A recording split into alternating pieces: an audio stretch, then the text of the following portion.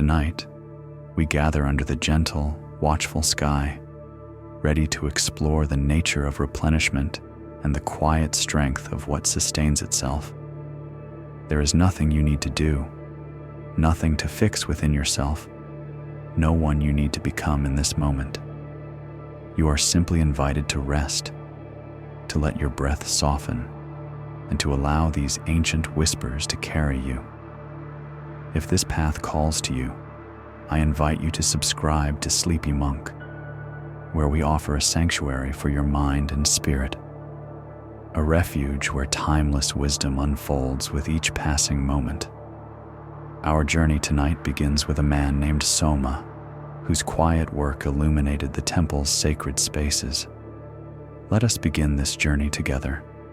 Take a gentle breath now, feeling the air move softly in and out, supporting you.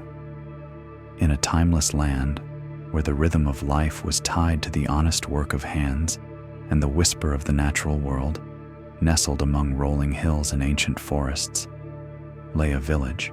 Here, the days unfolded with the patient rhythm of sunrise and sunset, and the air was often soft, carrying the scent of wood smoke, damp earth after rain, or the fragrant blossoms of wild trees. In this quiet world, where wisdom was embodied in the natural world and in the simple, patient work of everyday life, there stood a temple, its ancient stones worn smooth by countless prayers and the passage of generations. It was here, within its hushed corridors, that a man named Soma found his life's purpose, a purpose that, ironically, seemed to diminish him even as he fulfilled it. Soma was a man in his 30s, his build slender, almost ethereal, as if sculpted by the very shadows he moved through.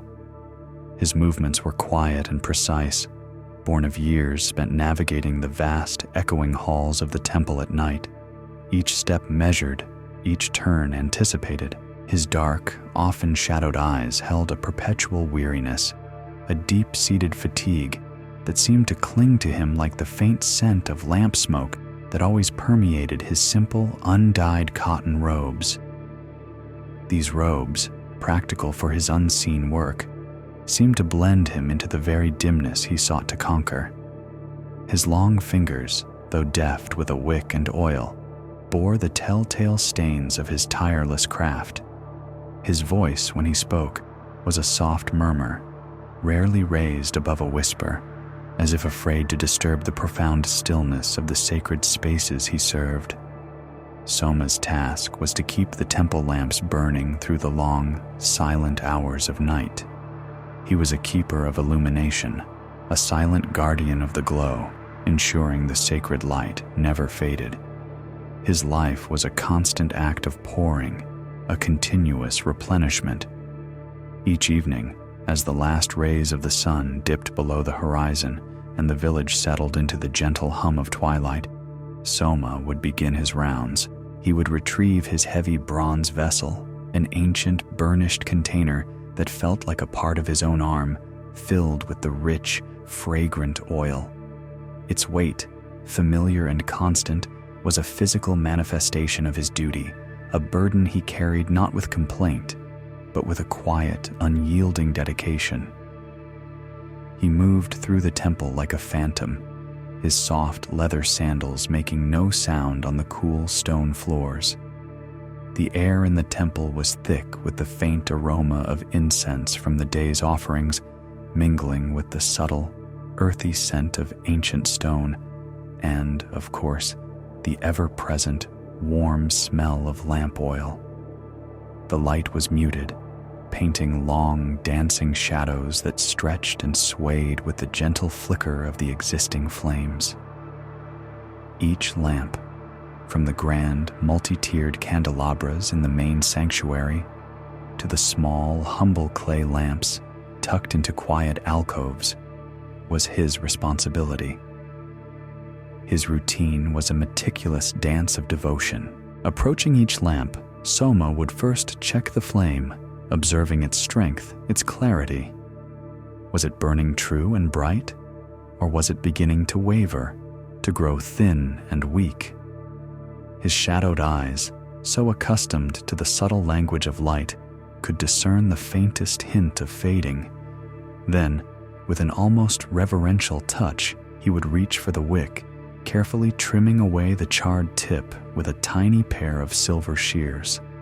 This act, small yet significant, was about clearing away the old, the spent, to allow the new, pure flame to emerge.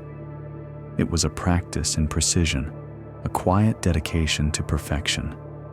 After the wick was trimmed, he would lift the small decorative lid of the lamp, revealing the shallow reservoir of oil beneath. It was never quite empty, never allowed to reach that point, for Soma knew the consequence of neglect. With a slow, steady hand, he would tilt his heavy bronze vessel, allowing a thin golden stream of oil to flow into the lamp's basin. The oil, viscous and golden, glinted in the faint light, a precious liquid that held the promise of continued illumination. He poured until the reservoir was full, just to the brim, never overflowing, never leaving a trace of excess. This careful balance, this precise measure, was a reflection of his own desire for order and completeness. As the oil settled, the flame, invigorated by its fresh sustenance, would often flare a little brighter, casting a renewed, warmer glow upon the ancient carvings on the walls, illuminating the serene faces of deities, the intricate patterns etched into the stone. The shadows would retreat, pushed back by this gentle resurgence of light.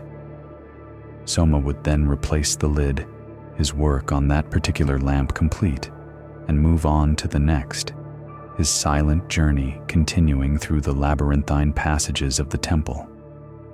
He repeated this ritual countless times each night, a solitary figure in a world of sleeping devotees. The hours blurred into a continuous loop of checking, trimming, and pouring.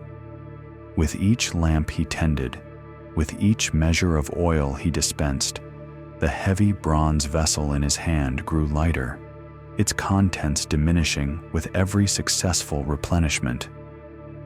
But paradoxically, as the vessel lightened, Soma felt a deepening emptiness within himself. A profound weariness began to settle in his bones, heavier than any bronze vessel, a quiet ache that permeated his very being. It was as if his own strength, his very essence, was constantly being poured away, never truly replenished. He poured light into the world, chasing away the shadows for others, ensuring the sacred glow never faded.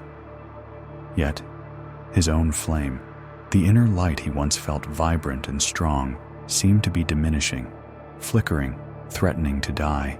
He moved through the profound darkness of the temple, a silent, unseen shadow maintaining the brightness for others, all the while feeling a deep thirst for an inner light he believed he had lost. Soma believed his emptiness stemmed from this constant outpouring, this relentless giving without receiving.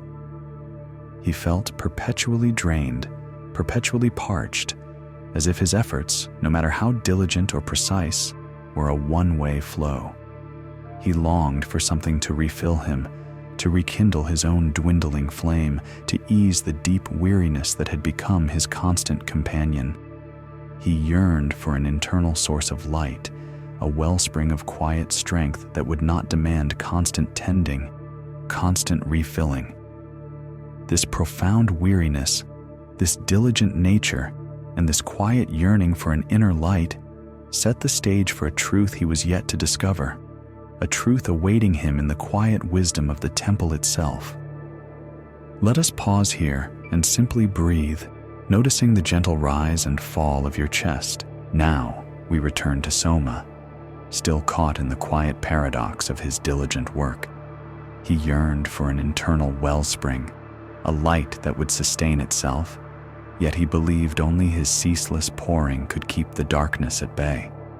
His days were a testament to meticulous effort, to the belief that continuous action was the sole path to enduring illumination.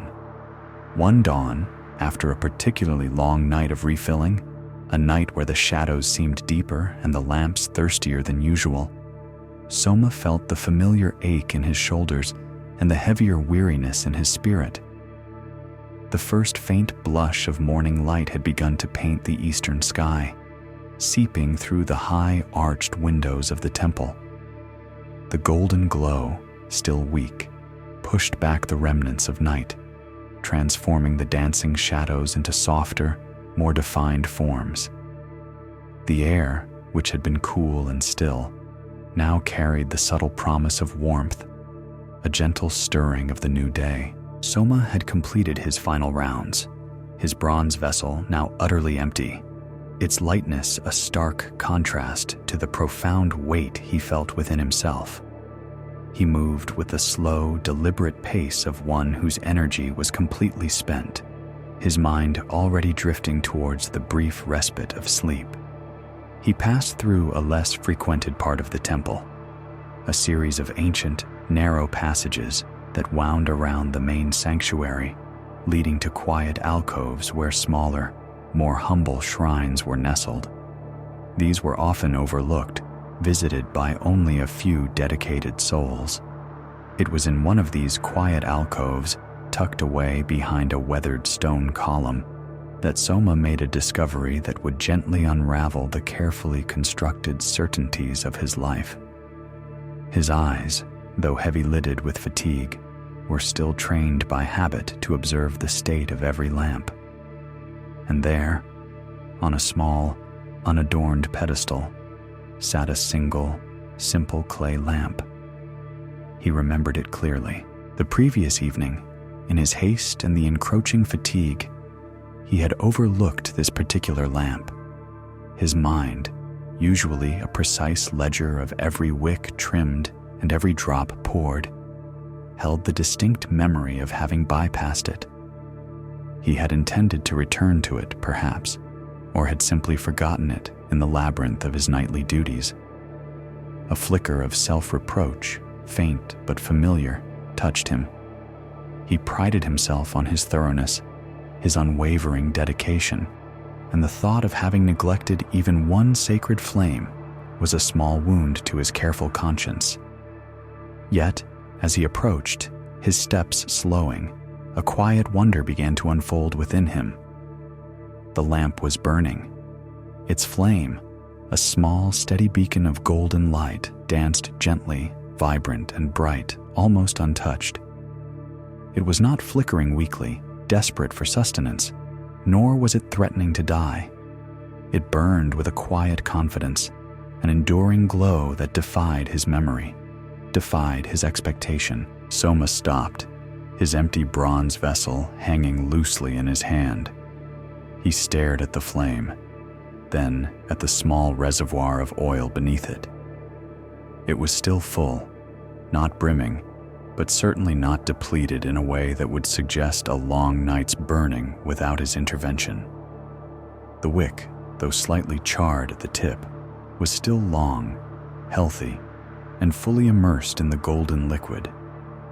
It was as if the lamp had drawn its light from some unseen internal source, defying the very laws of consumption and replenishment that governed Soma's existence. Confusion then mingled with his wonder. How could this be? Every fiber of his being, every year of his tireless service, told him that light required constant tending, constant pouring. It was a truth as fundamental as the rising sun. Yet, here was a quiet defiance, a small glowing mystery. He felt a profound sense of bewilderment, a crack in the edifice of his understanding. He leaned closer, as if the lamp itself held a secret it might whisper if he listened hard enough. Just then, a gentle shadow fell across the alcove. Soma looked up, his gaze meeting the soft, knowing eyes of the old monk. The monk had emerged from a nearby archway, his simple, worn robes blending almost seamlessly with the muted tones of the temple stone. His movements were slow, deliberate, each step a quiet testament to patience. A serene countenance rested upon his aged face, and a faint, almost imperceptible smile played upon his lips, as if he carried within him the knowledge of countless dawns and the quiet wisdom of the ages. The old monk observed Soma's bewilderment, his gaze drifting from the lamp refiller's tired face to the steadily burning flame. He did not speak immediately, but simply stood, a calm anchor in the quiet space, allowing Soma's confusion to settle, to deepen. The silence was not empty, but rich with unspoken understanding. Then, with a slow, deliberate movement, the monk raised a gnarled finger, pointing not at Soma, but at the small, forgotten lamp, its flame still burning with quiet resilience. "What sustains this flame, Soma?" the monk asked, his voice a soft murmur, barely louder than the gentle whisper of the morning air. "If not your hand?" The question hung in the air, not as an inquiry demanding an answer, but as an invitation. It was a question that bypassed Soma's intellect, burrowing instead into the deeper, quieter chambers of his heart. Soma had no immediate reply. His mind, so accustomed to the mechanics of refilling, to the tangible act of pouring, found itself utterly without a framework for this anomaly. His hand, so vital to the maintenance of light, had been absent, yet the light persisted. The monk offered no further explanation, no philosophical treatise. He simply allowed the question to resonate, to find its own echoes within Soma. He nodded gently, a subtle gesture that conveyed profound understanding. And then, with the same unhurried grace, he turned and continued on his way, disappearing back into the soft shadows of the temple passages, leaving Soma alone with the lamp, the question, and the burgeoning silence within himself. Soma remained, rooted to the spot, his fatigue momentarily forgotten. He looked at the lamp, then at his own empty vessel, then back at the flame. The monk's words, so few, so simple, had cracked open a window to a possibility he had never considered. What sustains this flame, if not his hand? The question echoed, reverberated, demanding a new kind of attention, a different way of seeing. He began to contemplate the possibility that some flames, perhaps, sustained themselves. This was a radical thought for Soma, whose entire life was built upon the premise of constant tending, of the necessity of external intervention. He had always believed that light was a fragile thing, constantly needing to be fed, to be given, to be poured into. He had seen his own inner light diminishing and had attributed it to this ceaseless, one-way flow of giving. He thought he was losing himself because he was always pouring out. But what if, he began to wonder, his emptiness came not from the act of pouring itself, but from constantly interfering with what was already whole? What if his profound weariness was less about what he was giving, and more about his relentless attempt to refill what didn't truly need it, or to manage a process that had its own inherent wisdom?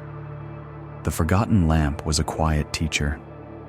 Its steady glow, unassisted by his hand, whispered of an intrinsic resilience, an innate capacity for self-sustenance. Soma had always assumed that every lamp would falter, every flame would die, without his diligent care.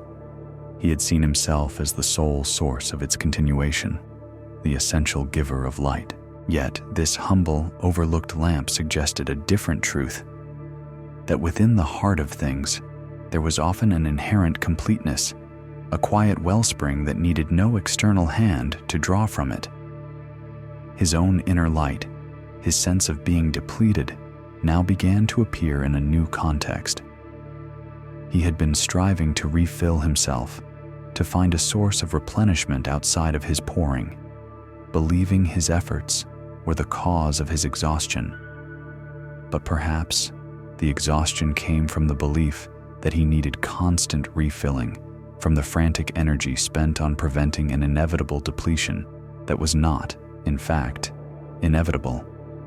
Perhaps his own inner flame, like the lamps, possessed its own quiet strength, its own capacity to burn, if only he would cease his anxious tending and allow it to simply be. The thought was a gentle revolution. It hinted that his profound weariness might stem not from a lack of replenishment, but from his constant interference with his own natural state of wholeness. He had been so focused on the act of giving, of pouring, of doing, that he had overlooked the quiet strength that existed independently of his efforts. He had been trying to refill what was, perhaps, already full. Soma stood there, bathed in the soft, growing light of the new day, the forgotten lamp's steady flame a silent testament to a deeper wisdom. He began to understand that his emptiness might come from constantly attempting to fix what was not broken, to tend to a flame that knew how to sustain itself. The quiet wonder of the overlooked lamp, the simple, profound question of the old monk, had opened a door within him. He felt a nascent understanding, a gentle stirring of a truth that promised not more effort, but a quiet, profound acceptance. It was a truth that invited him to let go, to trust, and to realize that sometimes the greatest act of replenishment is to simply allow what is already whole to shine. Rest now, letting any remaining tension melt away. Allow your breath to settle into a soft, even rhythm, a quiet current flowing through you. Let the stories unfold, not as demands on your attention, but as gentle invitations to simply listen, to simply be. There is nothing you need to grasp, nothing you need to hold on to. Just rest. There is another teaching, a quiet unfolding, a story about a man named Dhruv, the sickle sharpener. In his village, nestled in a wide valley where fields of golden grain stretched to the horizon, Dhruv was known. He was known for the perfect edge he gave to every blade, for the precision of his hand, for the unwavering focus in his gaze. His reputation was as sharp and clean as the sickles he honed. Dhruv was a man of sturdy frame, his shoulders broad, his forearms thick and muscled from countless hours spent turning the heavy grinding stone. His face was etched with the concentration of his craft, his brow often furrowed, not with worry, but with the intensity of his singular purpose. His dark, thick hair was usually tied back, kept clear of his work, revealing a neck strong and unyielding. His hands, though calloused and bearing the marks of his trade, moved with a surprising, almost delicate sensitivity as they tested the nascent edge of a blade. They were hands that understood metal, hands that spoke to it in a language of pressure and angle, coaxing from it an invisible yet undeniable sharpness. He worked in an open shed just off the main path, where the rasp of stone against metal was a familiar song carried on the breeze through harvest season. It was a sound that spoke of diligence, of preparation, of the promise of a bountiful cut. The air around him often carried the faint scent of metal and water, a testament to the constant friction, the endless shaping. He wore a heavy leather apron, scarred and darkened with use, over a practical homespun tunic and trousers, a uniform of honest labor. Each morning, before the sun had fully climbed above the eastern hills, Dhruv would begin. He would select a stone, sometimes a coarse one for major reshaping, other times a finer grit for the delicate finishing. He would douse it with water, a slow, steady stream from a clay pot, creating a thin, glistening film that caught the light. Then, with a deep, settling breath, he would take up a farmer's dull sickle, its edge blunted by the harvest, and begin the dance of restoration. The grinding stone, spun by a foot pedal, would hum, a low, resonant thrum that vibrated through the earth.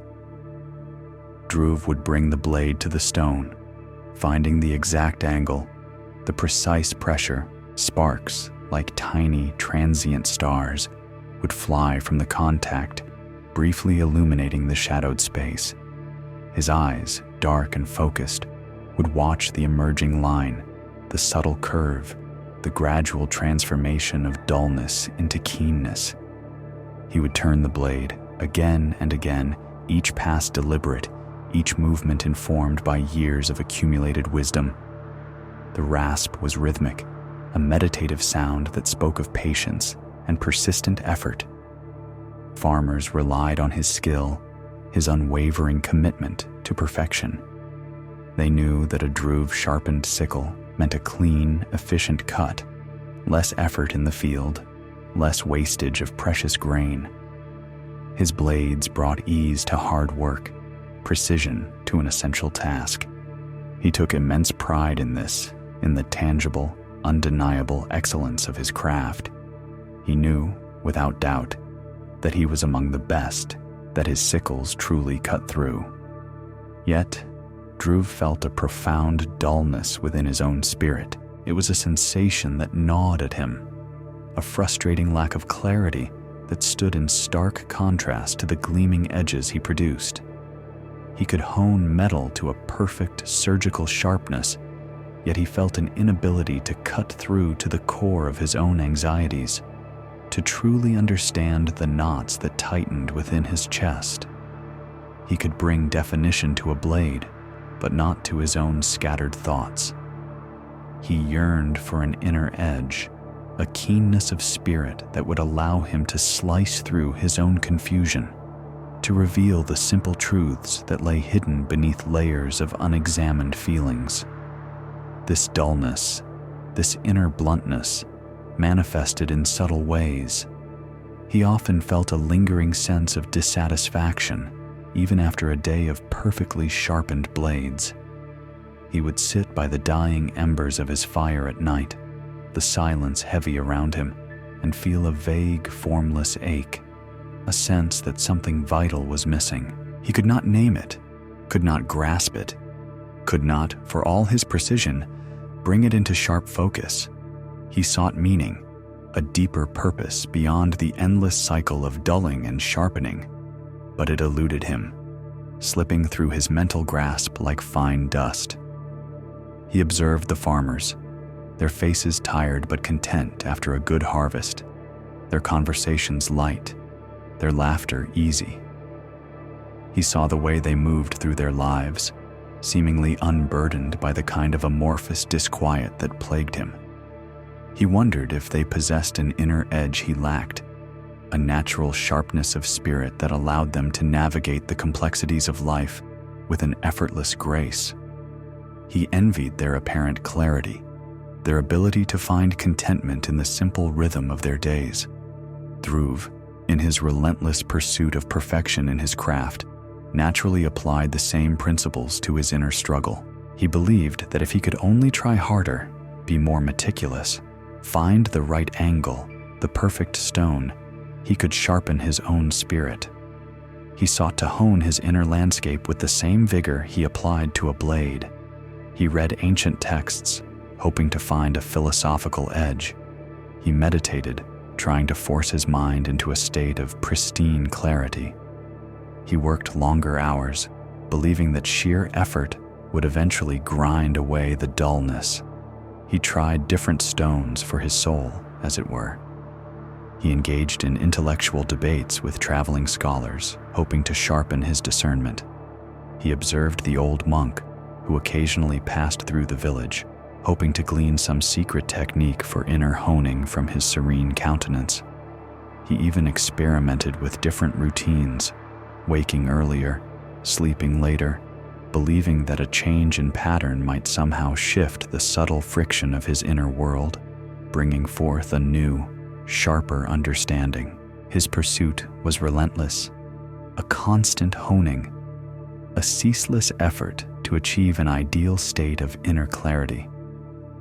He believed, with the certainty of a craftsman, that relentless perfection was the path, that an unyielding application of will and effort would eventually lead him to the inner edge he so desperately sought. Just as a blade needed constant sharpening to maintain its cutting power, so too, he reasoned, must his spirit be continually honed. He saw his inner bluntness as a flaw to be overcome, a problem that could be solved through more effort, more precision, more control. He would test himself, trying to make decisions with absolute clarity, to speak with absolute certainty, to act with absolute efficiency. But the dullness persisted. His anxieties, though he tried to confront them head-on, seemed to merely deflect his efforts, like a soft, yielding surface that refused to take an edge. His quest for meaning beyond his craft remained elusive, a mist he could not cut through, no matter how keen he tried to make his internal blade. He felt a deep frustration, a quiet despair that sometimes crept into his focused work. How could he, who brought such perfect sharpness to the world, be so utterly dull within? How could he, who helped others cut through their harvest with ease, find himself so entangled in his own internal weeds? He believed that if he could just achieve that perfect, flawless inner edge, all would be clear.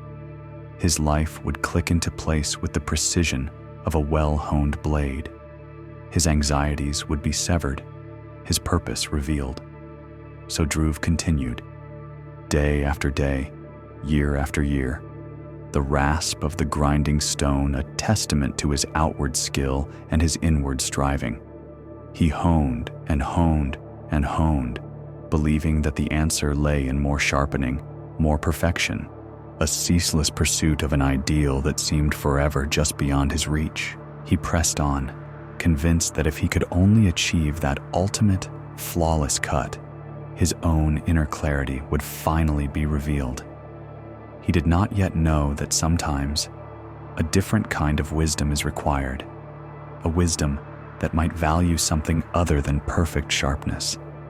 Take another gentle breath now, allowing your mind to quiet, your thoughts to soften, settling deeper into this quiet space. We return to Dhruv, the sickle sharpener, still seeking his inner edge, still believing that relentless perfection was the path to inner clarity.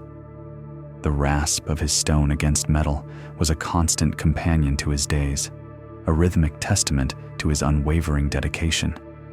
Yet, the dull ache within his spirit persisted, a stubborn knot that refused to be severed by any amount of honing.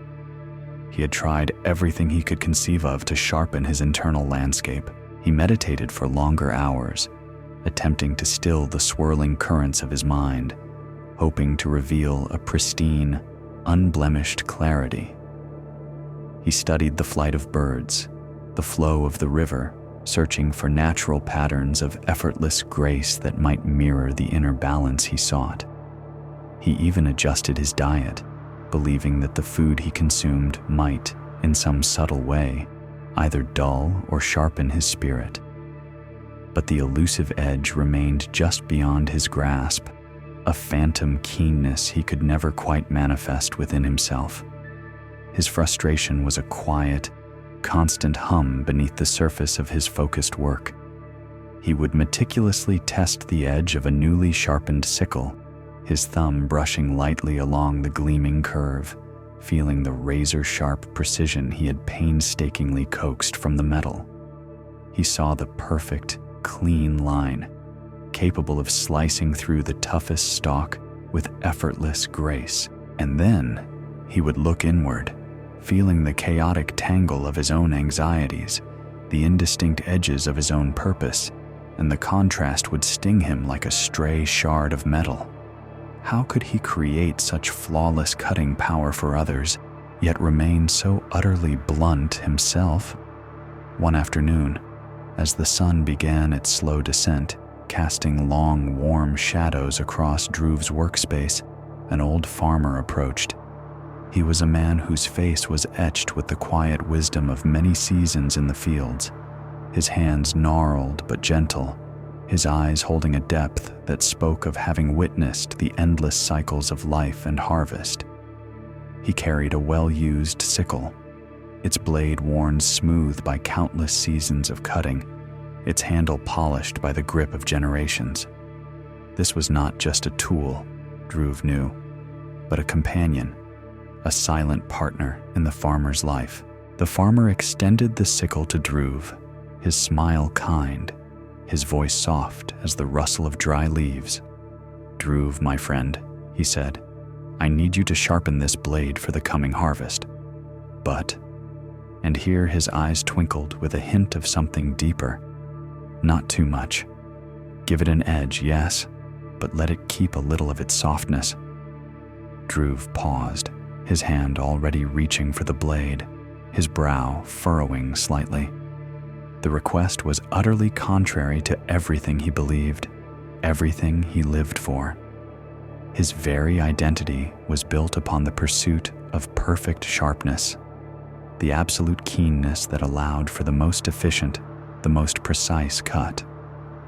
To ask him to deliberately withhold that perfection, to leave a blade less than it could be, was like asking a river to flow less swiftly, a mountain to stand less tall. He turned the sickle in his hands, his expert fingers feeling the existing edge, which was, to his professional eye, already far too dull. "Not too much?" Dhruv repeated, his voice carrying a note of polite bewilderment. "But a perfectly sharp blade cuts more cleanly, master. It makes the work lighter, ensures a better yield. It leaves nothing behind." He meant it as an explanation, a gentle reminder of the principles of his craft, principles he considered universal truths. The old farmer chuckled softly, a warm, rumbling sound that seemed to carry the scent of earth and sun. He settled himself on a low stool near Dhruv's grinding stone, his gaze resting on the worn blade in Dhruv's hands. "That is precisely it, my friend," the farmer replied, his voice still gentle, but now imbued with a quiet resonance that commanded attention. "It leaves nothing behind." Dhruv looked at the farmer, then back at the blade, a silent question in his eyes. He waited, his mind grappling with the paradox. How could leaving nothing behind be anything but good, anything but efficient, anything but perfect? The farmer continued, his gaze drifting towards the distant fields, already golden under the afternoon sun. "You see, Dhruv, in our village, we have the tradition of the gleaners, those who have very little, those whose own harvests may have failed, or who have no land of their own. After the main harvest, they are permitted to enter the fields, to gather what remains." He paused, allowing his words to settle in the air. "A perfectly sharp blade, such as those you usually craft, cuts every stalk, leaving the field utterly bare. It is efficient, yes, but it is also complete.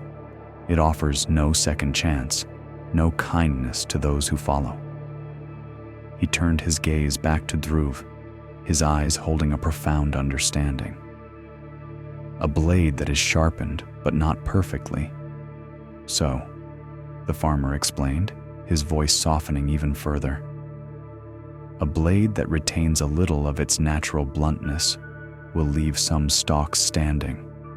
Not many, mind you, but enough. Enough for the gleaners to find, enough for them to gather a little sustenance, a little hope, a little dignity." Dhruv stood silent, the sickle heavy in his hands. The rasp of the grinding stone, which usually filled his world with purpose, now seemed strangely absent. He looked at the blade, then at his own calloused hands, hands that had tirelessly pursued the ideal of the flawless edge. For years, he had believed that his purpose was to eliminate all imperfection, to create tools that left no room for anything less than absolute precision. He had prided himself on blades that cut through everything, that left nothing in their wake. And now, this, a request for a blade that deliberately allowed for imperfection, not as a flaw to be corrected, but as a feature to be embraced. A blade whose very slight dullness served a deeper, more profound purpose than any perfect edge could ever achieve. The farmer's words echoed in his mind. Perfect sharpness sometimes cuts too clean, leaving nothing behind. He thought of his own life, his own relentless striving for an inner edge. He had tried to cut through his anxieties, to sever his doubts, to hone his spirit to an absolute, unblemished clarity. He had wanted to leave nothing behind, no lingering uncertainty, no vague unease. He wanted his inner landscape to be as clean and precise as the edge of his finest sickle. But in this pursuit, had he too been cutting too clean? Had his insistence on absolute clarity left no room for the natural ebb and flow of life, no space for the inherent messiness of being human? Had his pursuit of an inner edge, in its very perfection, left him feeling empty, because it had cut away too much, leaving nothing to gather, nothing to sustain? Dhruv looked down at the blade again, seeing it with new eyes. It was still the same metal, the same curve, the same worn handle, but the farmer's words had transformed it. It was no longer merely a tool for efficiency, but a conduit for compassion. Its slight imperfection was not a failing, but a deliberate choice, an act of generosity. The dullness was not a flaw, but a quiet offering, a space left open for another's need. A quiet understanding began to unfurl within him, like a gentle bloom in the heart of a thorny bush. He had always seen dullness as a problem to be solved, a weakness to be overcome. But what if some dullness, some lack of absolute unforgiving sharpness, was not weakness at all? What if it was, instead, a form of strength, a profound wisdom that understood the value of leaving things uncut, unsevered, unperfected? What if, in leaving something behind, one was actually creating more, fostering connection, allowing for a deeper kind of sustenance? He thought of the gleaners, their patient hands sifting through the stubble of the fields, finding sustenance in what others had overlooked or deliberately left. He imagined their quiet gratitude, the small comfort of a meal found, a hunger eased. This quiet compassion, he realized, was not born of perfect precision, but of a gentle, deliberate looseness, a willingness to be less than absolute. Dhruv's hands, so accustomed to the rigid demands of perfection, now felt a different kind of purpose stirring within them. He no longer saw the blade as something to be relentlessly honed to an ideal, but as something to be carefully, thoughtfully balanced. He took the sickle to his grinding stone, his movements still precise, but now imbued with a new, quiet intention. The rasp of the stone was no longer a sound of striving for absolute perfection, but a melody of thoughtful consideration, a song of balance and intention. He worked, not to achieve the keenest edge possible, but to find the right edge, the compassionate edge, the edge that knew when to cut and when to leave. He felt the metal respond under his touch, felt the subtle difference in the pressure he applied, the slightly softer angle, the deliberate restraint. He was still a master craftsman, but his mastery was now infused with a deeper wisdom, a quiet understanding that perfection, in its relentless pursuit of completion, could sometimes be a form of blindness, a failure to see the greater good that lay in purposeful imperfection. As he finished, he tested the blade. It was sharp, certainly, sharp enough to do its work with ease, but it possessed a subtle, almost imperceptible quality that spoke of a deliberate choice, a gentle yielding. It was not the absolute, unforgiving sharpness he had once prized above all else. It was something more. It was a blade that held compassion in its very edge, a tool that understood the quiet generosity of leaving something behind. Dhruv looked at his own hands, then at the blade, and a sense of calm, unlike any he had felt before, began to settle within him. He had sought to cut through his own internal weeds with a perfect, relentless edge, believing that only absolute clarity could bring him peace. But perhaps, he now realized, his own inner landscape, like the farmer's field, needed its own gleaners, its own small stalks left standing, its own spaces of gentle incompleteness. Perhaps his own dullness was not a flaw to be conquered, but a quiet compassion waiting to be understood, a space where something precious could be gathered, not by cutting, but by simply being left behind. Let your body be heavy and soft, completely at ease. Feel the gentle support beneath you, inviting every muscle to release its hold, every thought to drift away like a cloud on a summer breeze. There is nothing you need to grasp, nothing you need to hold on to. Simply rest here, in this quiet space, as we turn our attention to another soul, seeking to understand the delicate balance of presence and concealment. Now, we explore the story of Mira, the husking woman. In a village where the air often hummed with the quiet industry of daily life, where the scent of drying grain mingled with the earthy aroma of freshly turned soil, lived Mira. All day, her hands moved with a rhythmic grace, a dance as old as the earth itself. She sat before large, shallow baskets, piles of dried paddy before her, and with a simple wooden pestle, she would gently, yet firmly, separate the coarse husk from the nourishing kernel of rice within. It was a task that demanded patience, precision, and an intimate understanding of the grain itself. Her movements were a study in focused elegance. One hand would scoop a measure of grain into the hollowed wooden mortar. The other would raise the pestle, bringing it down with a soft, steady thud. Not too hard, lest the precious kernel be crushed.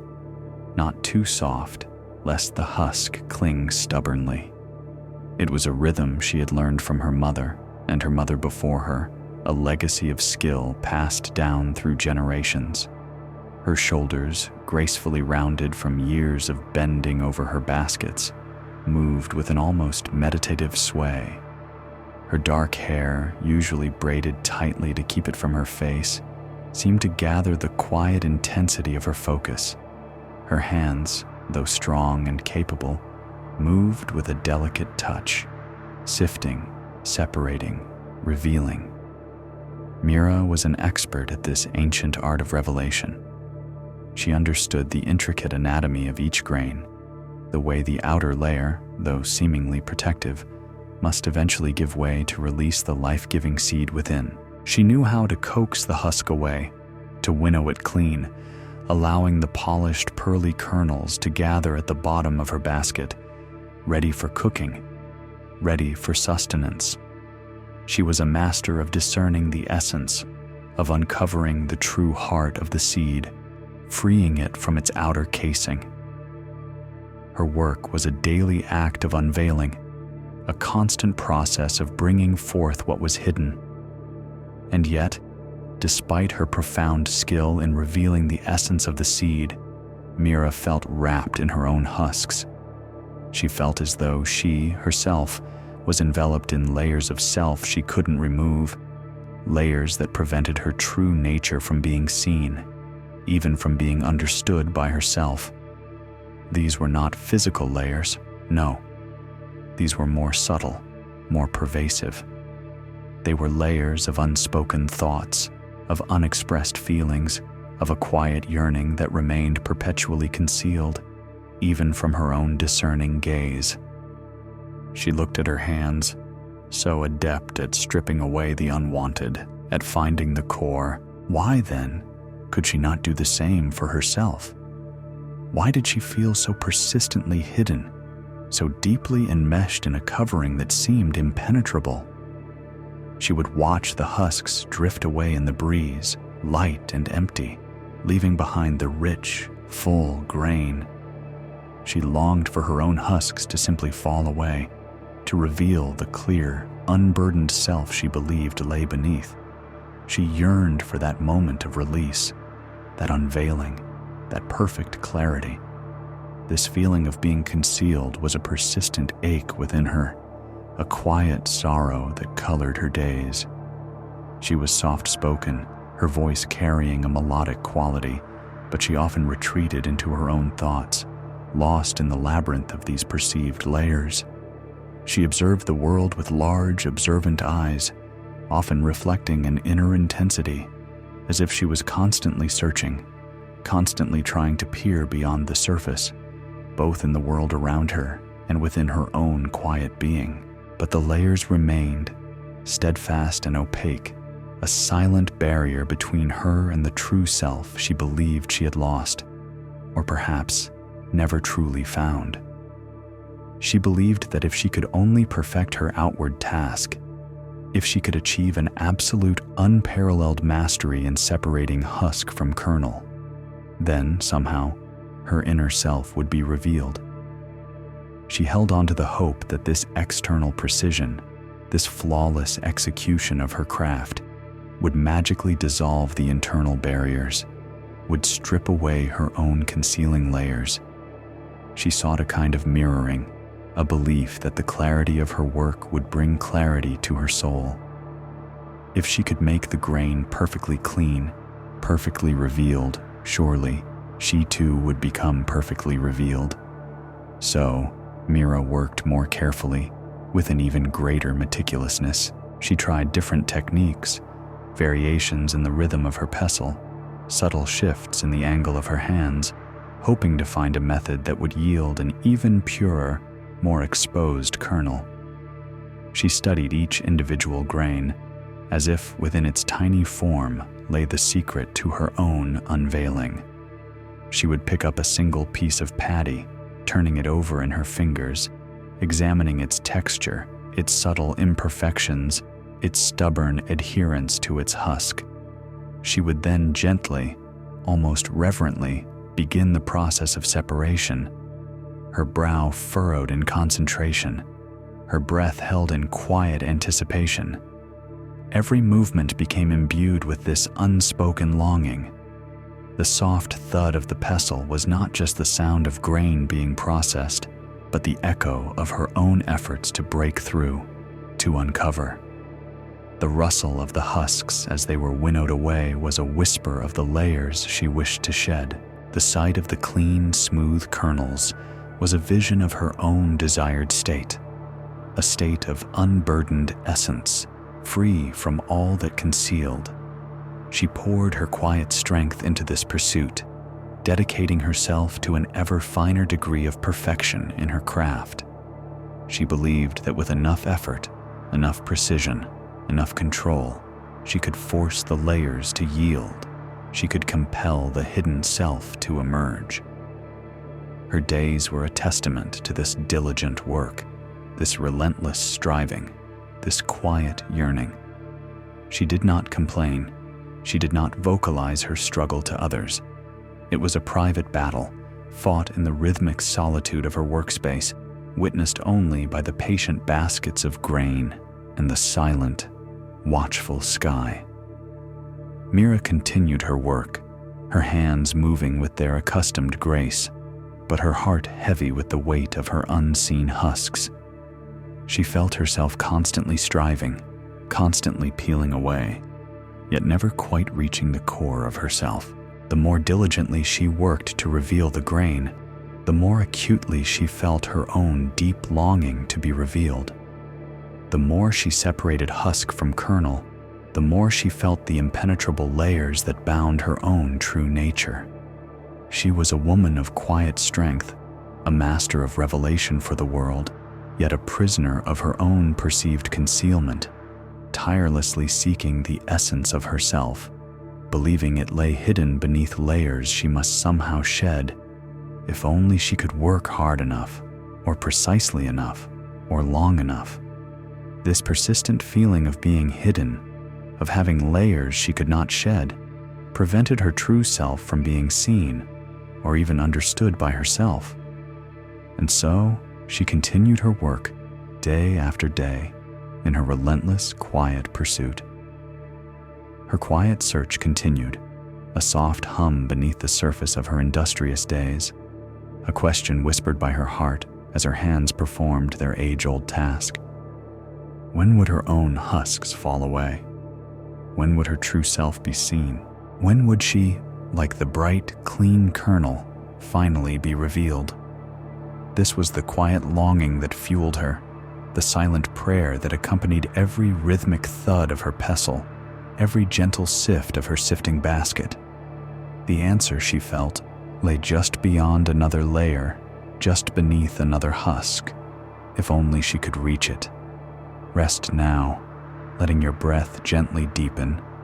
Feel the quiet stillness settle around you, a soft embrace inviting you deeper into comfort, deeper into understanding. There is nothing to do, nowhere to go, simply this gentle unfolding. We rejoin Mira, the husking woman, still seeking to reveal her true self, still carrying that quiet longing within her heart.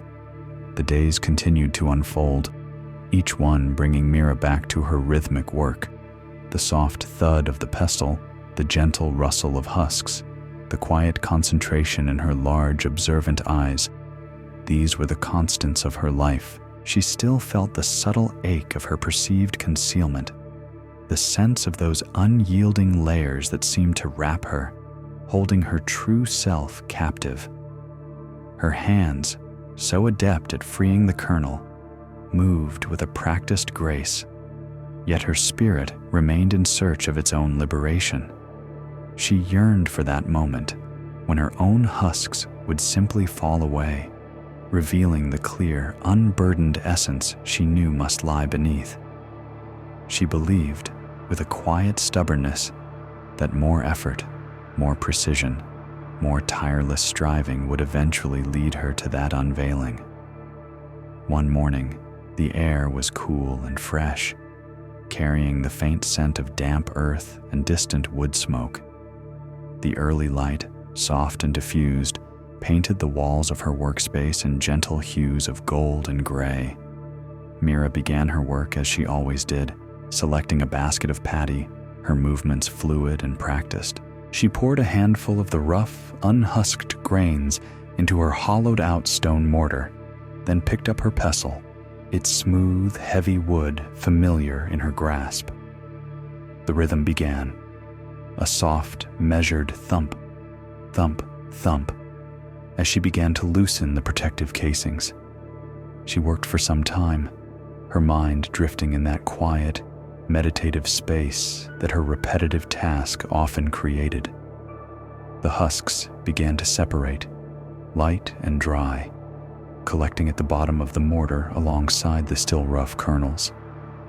After a while, she scooped out a portion into her winnowing basket, beginning the gentle circular motion that would allow the breeze to carry away the lighter husks, leaving the heavier grains behind.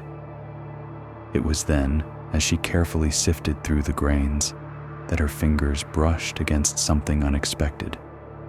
Not the smooth, hard texture of a freed kernel, nor the brittle dryness of a loose husk. No, this was something else. She paused her movement, her observant eyes focusing on the small handful of grains she held.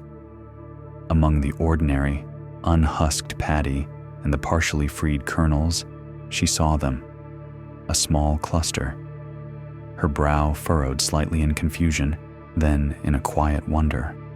These were grains, yes, but they were different. From within their rough, earthy husks, tiny green shoots had begun to emerge, delicate, vibrant, and alive. These miniature tendrils of life pushed defiantly outward, a testament to an unseen energy stirring within. The husks, still largely intact, cradled the emerging life, holding it gently. Mira picked up one such sprouting grain, turning it carefully between her thumb and forefinger. She examined it closely. The husk, which she had always viewed as a barrier, as something to be discarded, was still there. It was brown, slightly coarse, exactly as it should be. Yet from its very heart, a tender, bright green shoot curled upward, reaching for the light. It wasn't a kernel that had shed its husk. It was a life that had begun within. It, using the husk not as an impediment, but as a starting point. A quiet thought began to stir within her, a gentle ripple in the still waters of her mind. She had always believed that the husk hid the life, that it concealed the precious kernel. Her entire craft was dedicated to removing it, to unveiling what lay beneath. But here, before her very eyes, the husk was not hiding anything. Instead, it was protecting it. It was cradling the delicate, vulnerable beginning of a new life, shielding it from the harshness of the outside world until it was strong enough to truly emerge. The very thing she sought to shed and discard was, in this instance, serving a vital, nurturing purpose. She held the sprouting grain, her gaze fixed on the tiny green shoot, her mind quietly working, sifting through this new observation. The husks, far from hindering the life, had protected the delicate growth, shielding it until it was ready to emerge. They were not merely empty coverings to be discarded. They were vessels, guardians, silent protectors of something precious and vulnerable. As Mira sat there, contemplating the small, green miracle in her hand, she felt a quiet presence beside her. She looked up, her eyes meeting the gentle, knowing gaze of the old monk. He had approached silently, as was his way, his simple robes blending with the muted tones of the morning light. He offered a soft, almost imperceptible smile, his eyes resting on the sprouting grains in her hand. He did not ask her what she was doing, nor did he comment on her work. He simply observed, his presence a calm anchor in the quiet space. Then, his voice, soft and resonant, like a low, comforting hum, broke the stillness. He gestured gently towards the sprouting grains. "The husk is not just a covering, Mira," the monk remarked, his words like a quiet breath, barely disturbing the air. "Sometimes, it is protection for growth." His words settled upon her like a gentle dew. Protection for growth. Not a barrier to be shed, not a concealment to be stripped away, but a shelter, a nurture. Mira looked at the sprouting grains again, then at her own hands, calloused and strong, so accustomed to the act of removing. A profound shift began within her, a quiet reordering of all she had understood.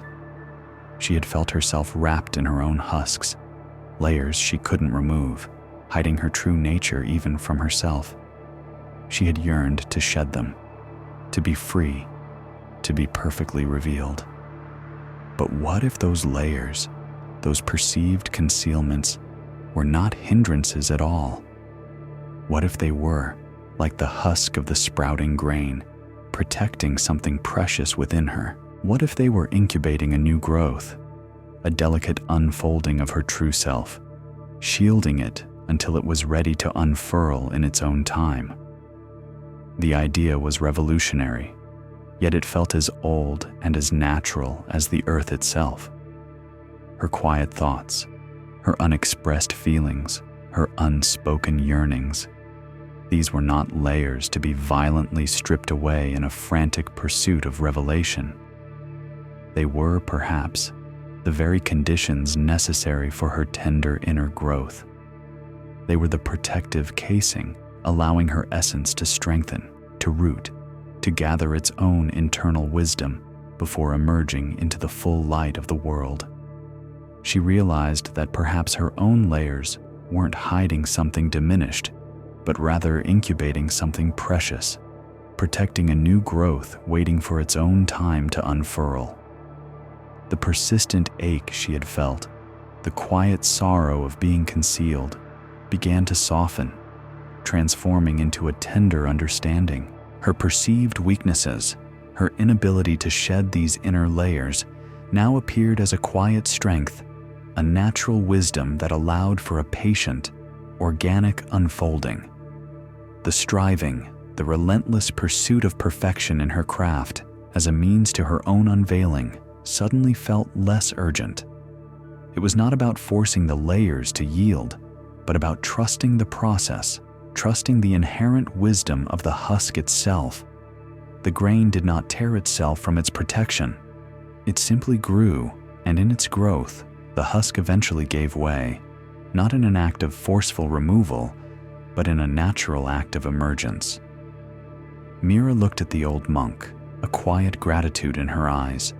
He simply nodded, his smile widening slightly, his gaze holding hers with a deep, compassionate understanding. He did not elaborate further, for there was no need. The lesson was not in the words themselves, but in the quiet space they opened within her. She looked back at the sprouting grain, now seeing it not as a problem to be solved, but as a gentle teacher. The husk, once the object of her relentless efforts to remove, now held a new profound meaning. It was not a barrier to be conquered, but a sanctuary to be honored. Her own internal layers, which she had so longed to shed, were perhaps not a burden, but a blessing, a protective shield for the delicate, burgeoning life within her. A sense of quiet peace began to unfurl within Mira, like the gentle bloom in the heart of a thorny bush. The longing to be revealed did not vanish, but its urgency softened. It was replaced by a patient acceptance, a tender trust in the natural timing of things. She understood that true revelation might not come from relentless stripping away, but from patient allowing, from honoring the protective layers until the growth within was truly ready to emerge, strong and vibrant in its own perfect time. Her true self was not lost beneath layers, but quietly, beautifully, being nurtured within them. And in this gentle understanding, Mira found a new, profound peace in the rhythm of her days, a quiet wisdom held within the humble husk. Feel the quiet stillness of this moment, a gentle space to simply be. As one story settles, another begins to stir, inviting our quiet attention. Perhaps we can now turn our gaze to a place where ancient melodies mingle with hidden dangers, where mastery is sought not just over the physical world, but over the whispers of the heart. Our next story introduces Aaron, the cobra charmer's son, a young man whose movements were as fluid as the serpents he wished to command.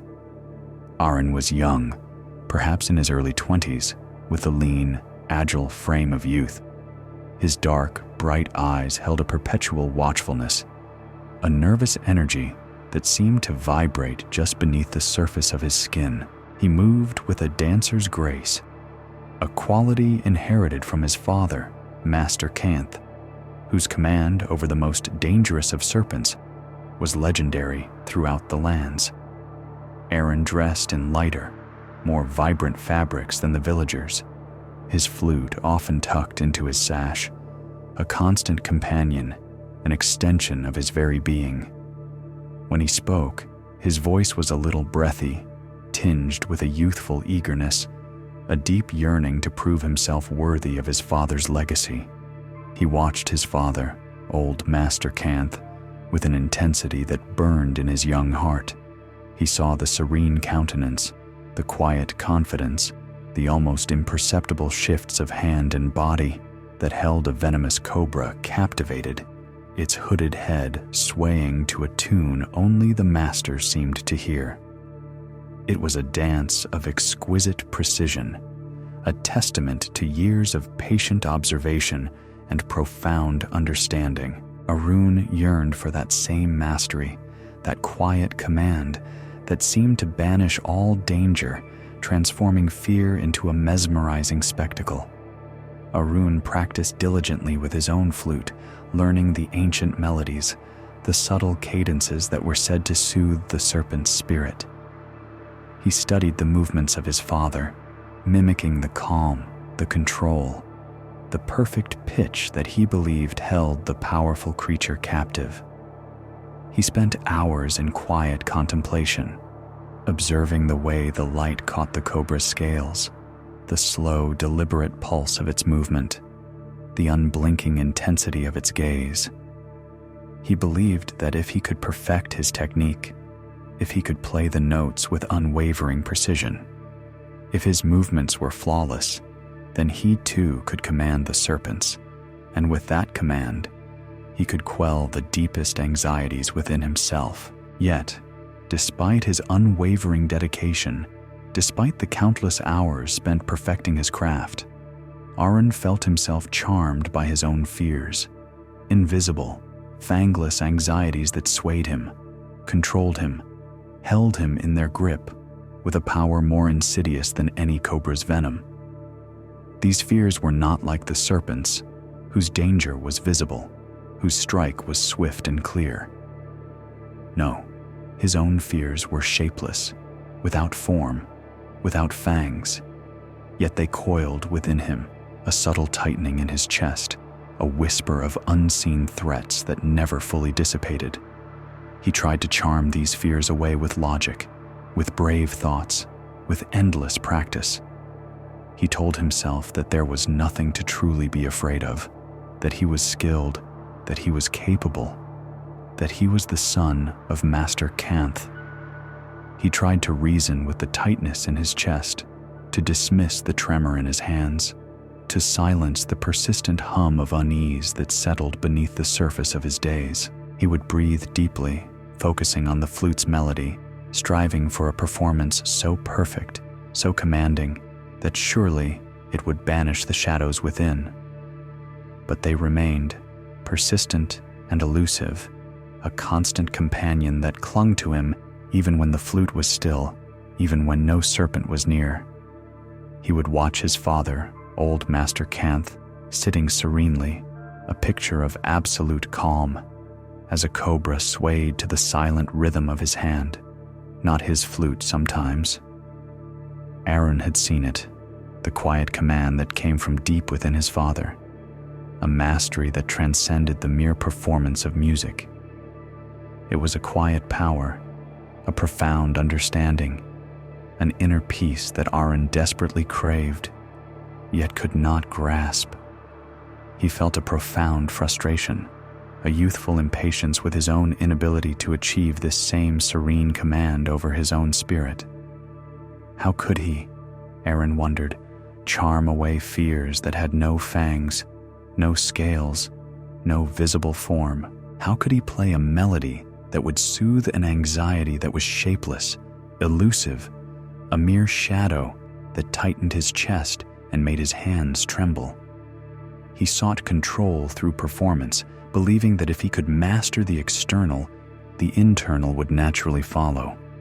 He believed that if his music was perfect, if his movements were precise, then his fears would simply vanish, charmed into submission like the serpents his father controlled. But the fears remained, persistent and unyielding, a constant reminder of an internal battle he could not win with outward displays of bravery or skillful melodies. He yearned for the mastery his father possessed, the quiet command that seemed to banish all danger, to bring peace to the most volatile of creatures. He yearned for that same inner calm, that quiet strength, that profound understanding that seemed to radiate from Master Kanth. But his own fears, these unseen, shapeless anxieties, held him captive, swaying him with an unseen power, making his hands tremble, even when the flute was still. He tried to charm them with logic, with brave thoughts, with endless practice, with every technique he knew.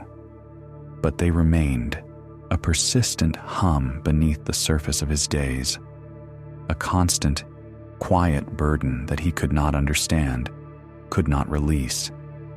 He did not understand. He did not understand why these fears, without form or substance, could hold such sway over him. He did not understand why his diligent practice, his fervent desire for mastery, could not banish them. He longed for the clarity, the quiet command, the peaceful heart that seemed to be his father's constant companion. But for Aaron, the path to such inner peace remained shrouded in shadow, his own spirit caught in the coils of an unseen, unnameable fear, a constant, restless unease that no charming tune could ever seem to reach. He kept playing, he kept practicing, he kept trying, but the fears remained, a persistent whisper, a subtle tightening, a silent sway. And in this persistent struggle, Aaron remained, held in the grip of his own invisible anxieties, yearning for a mastery that felt perpetually out of reach. Breathe deeply and gently, letting go of any effort. We return to young Aaron, still seeking control over his fears, still caught in the coils of an unseen, unnameable anxiety that he believed only perfect performance could charm away. He practiced, he perfected, he yearned, but the elusive fears remained. A persistent whisper, a subtle tightening, a silent sway that no melody seemed to reach. One day, the sun beat down with an insistent warmth, painting the village square in hues of gold and ochre. Master Kanth, Aaron's father, sat cross-legged on a woven mat, his presence radiating a familiar calm that seemed to quiet even the buzzing insects. Before him, a cobra rose from its basket, its hooded head swaying with a slow, deliberate grace, its ancient eyes fixed upon the master. Aaron stood nearby, his flute tucked into his sash, his own heart beating a rhythm that was anything but calm, a constant counterpoint to the serene melody his father played. He watched with his usual intensity, absorbing every subtle movement, every nuanced note, every flicker of understanding that passed between man and serpent. This was the dance he sought to master, the quiet command he longed to embody. The master played, a soft, winding tune that seemed to weave itself into the very air, a timeless melody passed down through generations. The cobra responded, its body tracing elegant arcs in the sunlight, a living sculpture of ancient power. Aaron observed, his mind dissecting, analyzing, trying to grasp the secret, the precise confluence of sound and movement that held the creature so completely. He watched the cobra's unblinking eyes, the subtle tension in its powerful neck, the slow, rhythmic pulse of its scales. He believed, with all the earnestness of his youth, that this intricate performance, this delicate balance of control, was the key. But then, something shifted. It was almost imperceptible at first, a slight alteration in the cobra's focus. Its gaze, once fixed on Master Kanth, seemed to drift, caught by some unseen movement in the periphery, or perhaps by a sudden gust of wind that rustled the leaves of a nearby banyan tree. The swaying of its head grew less rhythmic, a fraction less responsive to the master's gentle tune.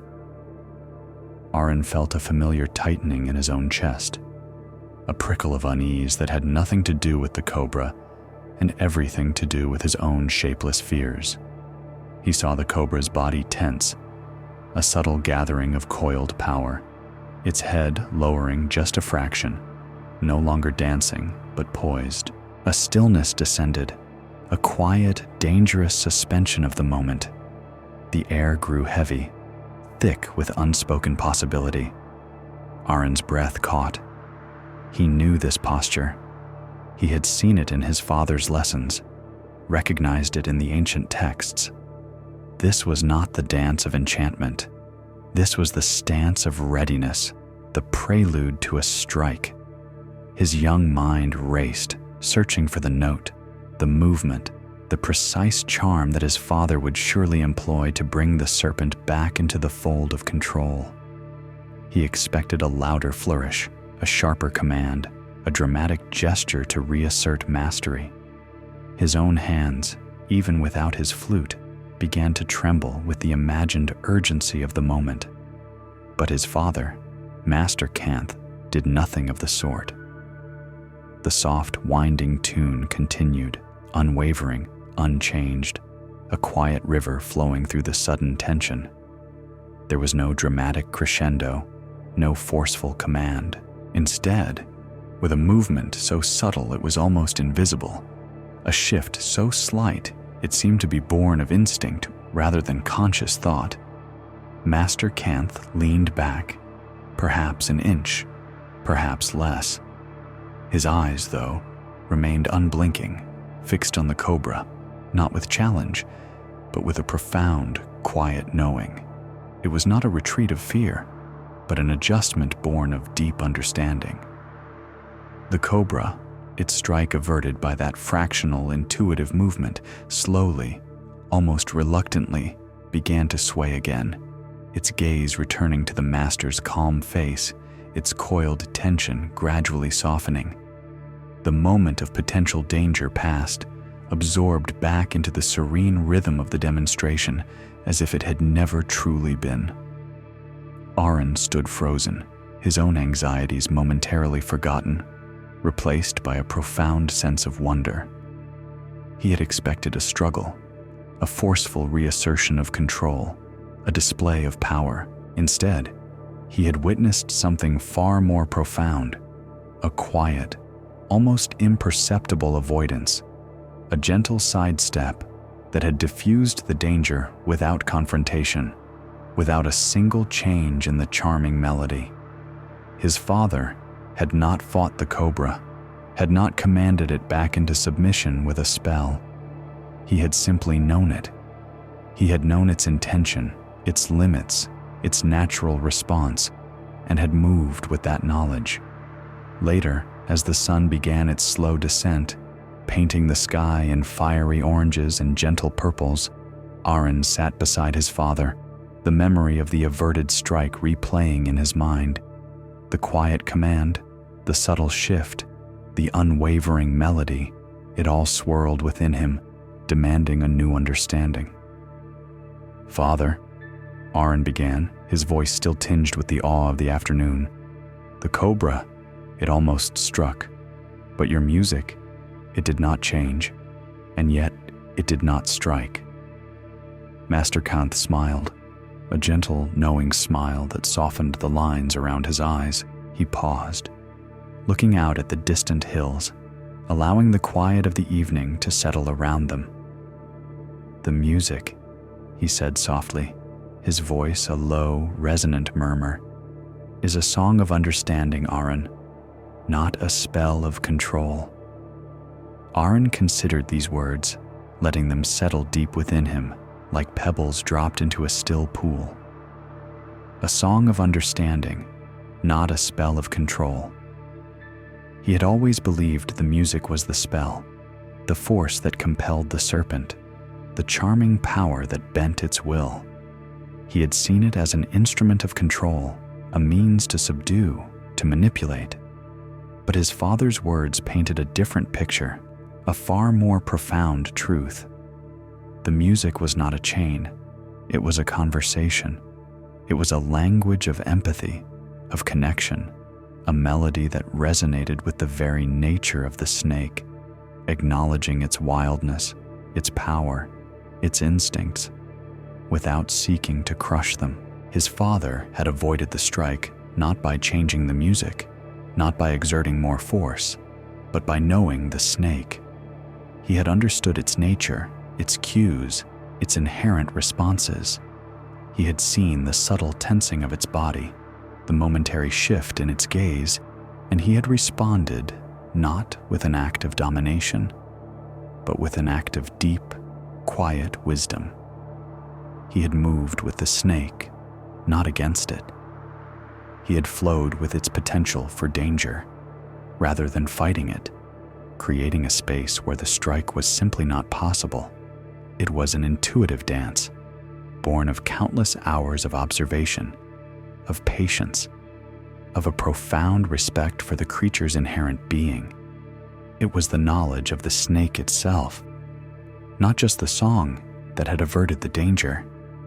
And suddenly, a different kind of understanding began to unfurl within Aaron, like a delicate bloom opening to the morning light. He had been trying to charm his own fears, to control them with logic, with brave thoughts, with endless practice, with a performance so perfect it would surely banish them.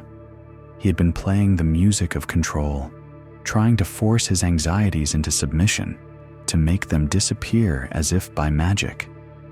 But his fears, like the cobra, were not to be controlled, not to be banished by a spell. They were to be understood.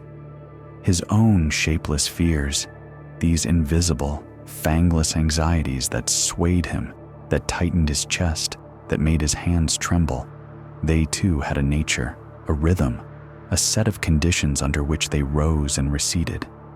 He had been so focused on making them go away, on performing a perfect bravery, that he had never truly sought to understand them. He had never truly sat with them, observed them, learned their subtle cues, their momentary shifts, their inherent responses. He had treated them as an enemy to be vanquished, rather than a part of his own inner landscape to be known. True charming, he now began to grasp, was not about manipulation or brute force. It was about deep understanding, about quiet knowledge. It was about knowing the serpent, knowing its nature, knowing its boundaries, knowing its truth. And if this was true for the fearsome cobra, could it not also be true for his own fears, these unseen anxieties that coiled within him? If he could learn to observe his fears with the same quiet intensity, the same unblinking gaze his father used for the cobra, perhaps he could begin to understand them. Perhaps he could learn their triggers, the subtle shifts in his own thoughts or circumstances that made them tense for a strike. Perhaps he could learn to respond to them not with a frantic attempt at control, but with an intuitive understanding, a subtle shift in his own internal landscape, a gentle sidestep that would allow the danger to pass without confrontation.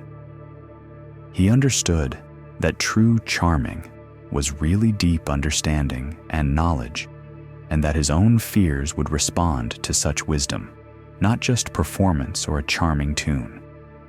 The music, in this new light, became not a command, but a conduit for connection, a way to acknowledge the reality of the fear, to sit with it, to truly see it for what it was, without judgment or resistance. This deep knowledge, this profound understanding, would be the true mastery. It would be the quiet power that radiated from within, the inner peace that his father embodied. His fears would not vanish, perhaps, just as the cobra's inherent nature did not vanish, but they would be known. And in that knowing, in that profound understanding, their power to sway him, to control him, would diminish. He would learn to move with them, to create a space where their strike was simply not possible. He would learn to respond with wisdom, rather than react with desperation. The trembling in his hands, the tightness in his chest, the persistent hum of unease, these were not flaws to be banished, but signals to be understood, whispers from within himself, inviting deeper attention, deeper knowing. Aaron sat in the gathering twilight, the flute still tucked into his sash, but his gaze was no longer fixed on external performance. It was turned inward, a new kind of quiet beginning to unfurl within him. The path to inner peace, he realized, was not through mastery over his fears, but through mastery of his understanding. It was a subtle shift, a gentle reorientation, but it promised a freedom far more profound than any charming tune could ever offer. The unseen, unnameable fears still existed, yes, but now, for the first time, Aaron felt he held the key, not to their control, but to their understanding, to their quiet, knowing navigation. He would learn to know his fears, not just to charm them away. And in that knowing, a different kind of calm, a deeper peace, began to whisper its promise. Let your shoulders soften, your jaw release, allowing every part of you to rest. There is nothing to hold on to, nothing to strive for, only this gentle unfolding. We now turn our attention to another soul, a woman named Jaya, whose very presence was a cooling balm to a world often scorched by the relentless sun. Jaya was the buttermilk seller, and in the heart of her village, where the dust rose in golden clouds and the midday heat shimmered above the baked earth, her stall was an oasis. Her skin was tanned by the sun she bravely faced each day, her cheeks often flushed with the honest effort of her work, even in the shade. Her dark hair, usually pulled back loosely, allowed a few wisps to escape around her kind face, framing eyes that held a deep, welcoming warmth. She wore simple saris, practical for her trade, in colors that seemed to echo the vibrancy of the earth itself. Deep ochre, cool river blue, the soft green of new leaves. The familiar, comforting sound of her brass containers, clinking gently as she moved, was a melody of refreshment that drifted through the village, drawing thirsty souls to her side. Her laugh was rich and full, a sound that promised comfort and cheer, and her voice, clear and welcoming, was like a cool stream bubbling over stones, inviting all to partake of her offerings. To the weary farmers returning from their fields, to the busy merchants haggling in the marketplace, to the children playing in the dusty lanes, Jaya offered a moment of respite. Her buttermilk, kept in large, porous clay pots that wept tiny beads of moisture, was always cool, always refreshing, always a perfect balance of tangy and smooth. She would ladle it out with a practiced hand, her movements economical and graceful, the milky liquid swirling invitingly in the cup she handed across her counter. Each customer would leave with a sigh of satisfaction, a renewed spirit, their parched throats soothed, their bodies cooled, a quiet gratitude in their eyes. Jaya gave generously of this coolness, this relief, pouring it out into the lives of all who sought her. She was a source of vitality, a dispenser of comfort, a beacon of cool serenity in a world that often burned. Yet, despite the profound coolness she dispensed, despite the relief she brought to countless others, Jaya herself felt an unquenched inner heat, a restless burning that her own cooling drink could not soothe. It was not merely the external heat of the sun which she endured with practiced resilience. This was something deeper, a persistent warmth that radiated from within, leaving her feeling perpetually parched, as if her very essence was drying out. It was a subtle, yet pervasive fire, a constant hum beneath the surface of her cheerful demeanor, a silent thirst that her own soothing buttermilk could never quite reach. This internal fire was not a fever, nor a physical ailment that could be named and treated. It was a sensation of restlessness, a subtle agitation that stirred within her, a burning need that seemed to consume her energy, even as she replenished others. She would wipe a bead of sweat from her brow, a natural reaction to the day's heat. But within, she felt a different kind of flush, a heat that had no external source, no simple explanation. Even in the cool of the evening, when the sun had dipped below the horizon and the village air grew softer, this inner burning remained, a constant companion that stole her deepest rest and left her yearning for a profound, internal chill. She would lie awake, feeling this unyielding warmth, a sensation of being constantly on, constantly active, as if her own internal flame burned too brightly, without rest, without ceasing. She tried, in her own quiet way, To douse this internal fire, she would make her buttermilk colder, adding more ice from the mountain streams, hoping its icy touch would penetrate deeper, reaching the source of her discomfort. She experimented with different recipes, infusing her buttermilk with cooling herbs and spices, believing that a particular blend might hold the secret to her internal relief. She would drink constantly herself, sipping from her own clay pots throughout the day, hoping that the sheer volume of coolness would finally extinguish the persistent warmth within. She tried to meditate, to quiet her mind, to slow her breath. Following the teachings of the temple monks she sometimes saw passing through the village. But even in moments of stillness, the restless burning persisted. A subtle hum beneath the surface of her awareness, a quiet demand for something she could not quite identify, let alone satisfy. It was a frustrating paradox, a silent irony that shadowed her days. She, who was a source of such cooling comfort to others, could find no such solace for herself. She poured out refreshment, yet remained internally parched. She offered calm, yet felt an unyielding agitation.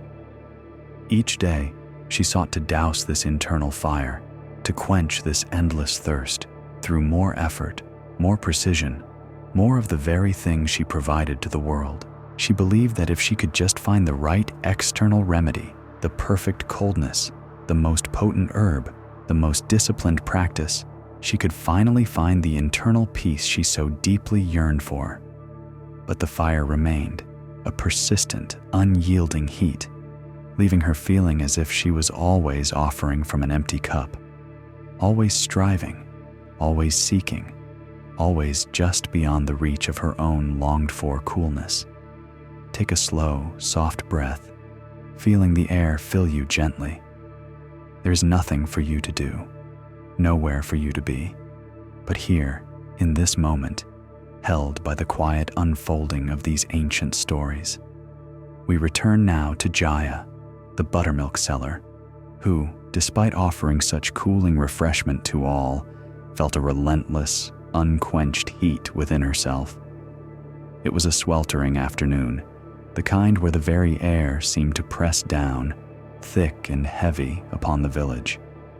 The sun, a relentless eye in the vast pale sky, beat down on the dusty lanes, warming every stone, every leaf, every breath.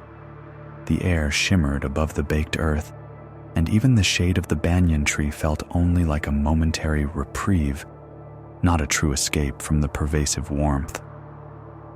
Jaya stood behind her stall, a beacon of cool respite amidst the rising heat. Her clay pots, porous and weeping tiny beads of moisture, promised relief, and the gentle clinking of her brass ladle against the earthenware was a sweet, inviting song. She moved with her usual grace, though beads of sweat gathered at her temples, tracing faint paths down her flushed cheeks.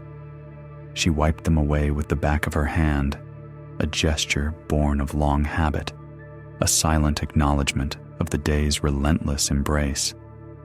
A customer approached, an old woman from the far edge of the village, her face a map of gentle wrinkles, her eyes holding the knowing calm of many seasons. She moved slowly, deliberately, her simple cotton sari a soft whisper against the parched ground. She offered a tired smile, her voice a little parched, as she asked for a cup of Jaya's cooling buttermilk. Jaya filled the cup, the milky liquid swirling, its surface catching the light like a small, private eddy in a cool stream. She handed it across the counter, her fingers brushing against the old woman's. As the old woman took a grateful sip, a deep sigh of satisfaction escaping her lips, she looked at Jaya, her gaze soft and direct. "Your own heat, Jaya," the old woman said kindly, her voice a low, gentle murmur, yet carrying a surprising resonance that seemed to cut through the oppressive warmth of the day, "makes this cool drink all the more precious." Jaya paused, her hand still resting on the rim of the empty clay pot. The words, so simple, so unexpected, settled in her mind like cool water, spreading slowly, gently, through the restless burning she usually felt. She looked at her flushed skin, still damp with perspiration, then at the condensation on the outside of her clay pot, the tiny droplets clinging like precious jewels. For so long, her inner heat had been a burden, a persistent problem to be solved, a flaw to be extinguished. It was a source of discomfort, a testament to her own internal imbalance, she had believed. She had fought against it, tried to douse it, to deny its very presence within her, convinced that only in its absence could she find true peace. But the old woman's words, spoken with such gentle wisdom, offered a different perspective, a quiet invitation to see anew. Jaya looked at the flushed warmth of her own skin, the heat that had been her constant companion, and then she looked at the cool, inviting surface of the buttermilk in the customer's cup and in the sweating clay of her pots. She began to understand, not with her mind first, but with a deeper, quieter recognition that bloomed in her heart. Her inner burning, the very discomfort she had sought to extinguish with such fervent effort, did not simply exist in opposition to the coolness she offered. No, it did something far more profound. It gave meaning and value to that coolness. Without the heat, the coolness would be merely cool, a simple state. But in the presence of the heat, the coolness became precious. It became a balm, a relief, a true blessing. The very intensity of her own experience, the very thing she had tried to suppress, amplified the beauty of its opposite. A quiet recognition unfurled within her, like a gentle leaf opening to the morning sun. Opposites, she realized, did not cancel each other. They did not diminish each other. Instead, they defined each other. They gave depth and meaning to the whole, weaving a richer tapestry of experience. The harsh light of the sun made the cool shadows beneath the banyan tree a sanctuary. The dry, parched earth made the first drops of rain a miracle. The hunger of a long day's work made the evening meal a feast. She thought of the cycle of her own day, the demanding effort of waking early, of churning the rich milk into buttermilk, of preparing her stall, of standing for hours beneath the sun. This was the heat, and the satisfaction of seeing a thirsty face find relief, the quiet gratitude in a customer's eyes, the cooling sensation of the liquid herself as she sipped it. This was the coolness. She had always seen these as separate, as a cause and effect, as a problem and its solution. But now she began to see them as inextricably linked, two sides of the same coin, each defining the other, each giving the other its profound significance.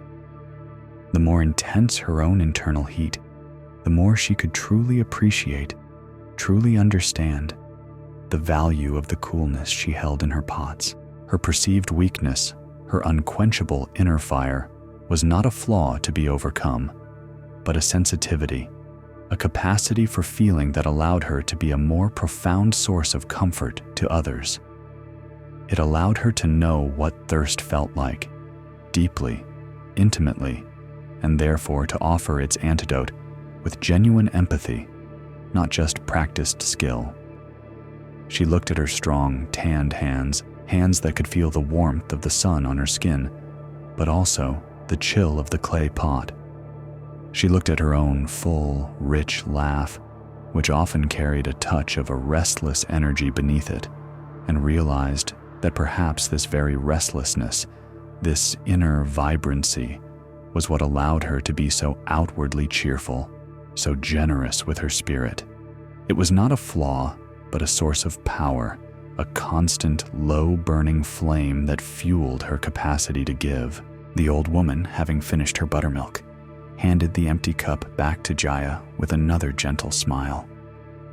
May your day be as refreshing as your buttermilk, dear Jaya, she murmured. And then, with a quiet nod, she walked away, disappearing slowly into the shimmering heat of the village. Jaya remained, standing by her stall, but something within her had shifted. The inner burning was still there, yes, a subtle hum beneath the surface of her awareness. But it was no longer a torment, no longer a problem to be solved. It was simply a part of her, a part that now carried a new, quiet dignity, a hidden purpose. She understood now that this internal warmth was not an enemy, but a partner. It was the very canvas upon which the coolness of her life, the coolness she offered to others, could be truly painted, truly appreciated, truly valued. She felt a quiet acceptance settle over her, like the soft touch of an evening breeze. The constant struggle to extinguish her inner fire began to fade, replaced by a gentle curiosity, a willingness to simply observe it, to understand its role. She looked at her clay pots, no longer seeing them as mere containers for a cooling drink, but as vessels that held the profound interplay of opposites, a small, tangible reminder of the wisdom that had just unfolded within her. The coolness was there, yes, but its meaning was illuminated by the very heat she carried within. And in that quiet understanding, a different kind of peace began to bloom in Jaya's heart. It was not the peace of complete absence, of a fire extinguished, but the peace of profound recognition, of a truth gently embraced. It was the calm that comes from seeing the interconnectedness of all things, the way that light defines shadow, joy defines sorrow, and heat, in its own silent way, defines the preciousness of cool. She was not parched, she realized. She was simply alive, fully alive, experiencing the rich, full spectrum of existence, and in that, she found a deep, quiet replenishment she had never sought to find before. Her own inner heat, once a burden, was now a quiet blessing, a constant reminder of the precious value of the coolness she brought to the world. Rest now, simply being here in this quiet space. Let the gentle ebb and flow of your breath be your anchor, supporting you in this moment, asking nothing more than your soft attention. There is no need to grasp, no need to hold. Simply allow yourself to rest deeply, completely. Our next story is about Ravi, the thorn fence builder. In a world where the boundaries between the wild and the cultivated were drawn by human hands, Ravi was a master of definition, a weaver of lines that both separated and safeguarded.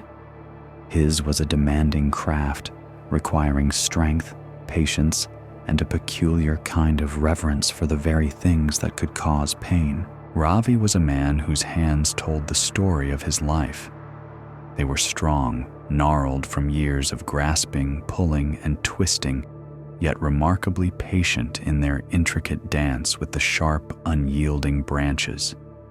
His skin was weathered, etched by the sun and the whisper of the wind, and his lean, wiry frame moved with a deliberate, grounded pace, each step placed with a certainty born of experience.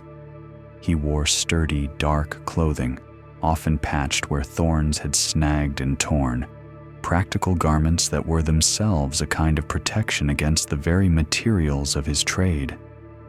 When he spoke, which was rarely, his words were chosen with the same care he applied to his fences, each one placed thoughtfully, like a well-chosen branch in a formidable barrier. His presence, though quiet, was solid and reassuring to those who sought his skill. His purpose was clear, etched into the very fabric of the village's survival. Around the precious fields, where the tender shoots of grain reached for the sun, and around the homes where families slept, Ravi wove intricate barriers of thorny branches. His fences were more than just wood. They were a testament to the transformative power of human intention, turning the potential for pain into a promise of protection. Each branch, laden with its sharp defensive points, was carefully selected, then intertwined with others in patterns that were both ancient and intuitive, creating a formidable defense against encroaching animals, the casual trespass of strangers, and the more subtle, unseen threats that stalked the edges of settled life. He was meticulous in his work, his brow often furrowed in concentration as he bent and twisted, his gloved hands guiding the branches into place. The sound of his work was a soft rustle, the creak of wood, the occasional snap of a stubborn branch, all underscored by the steady rhythm of his breathing. He understood the language of thorns, the way their sharp points deterred. Their dense tangles created impenetrable walls. He poured his focus, his energy, his very being into the creation of these external defenses, knowing that the security of his community, the harvest of their fields, depended on the strength and integrity of his craft. He was the village's silent guardian, a sculptor of safety from the very elements of danger. Yet despite the formidable strength of the barriers he built for others, Ravi felt profoundly defenseless himself.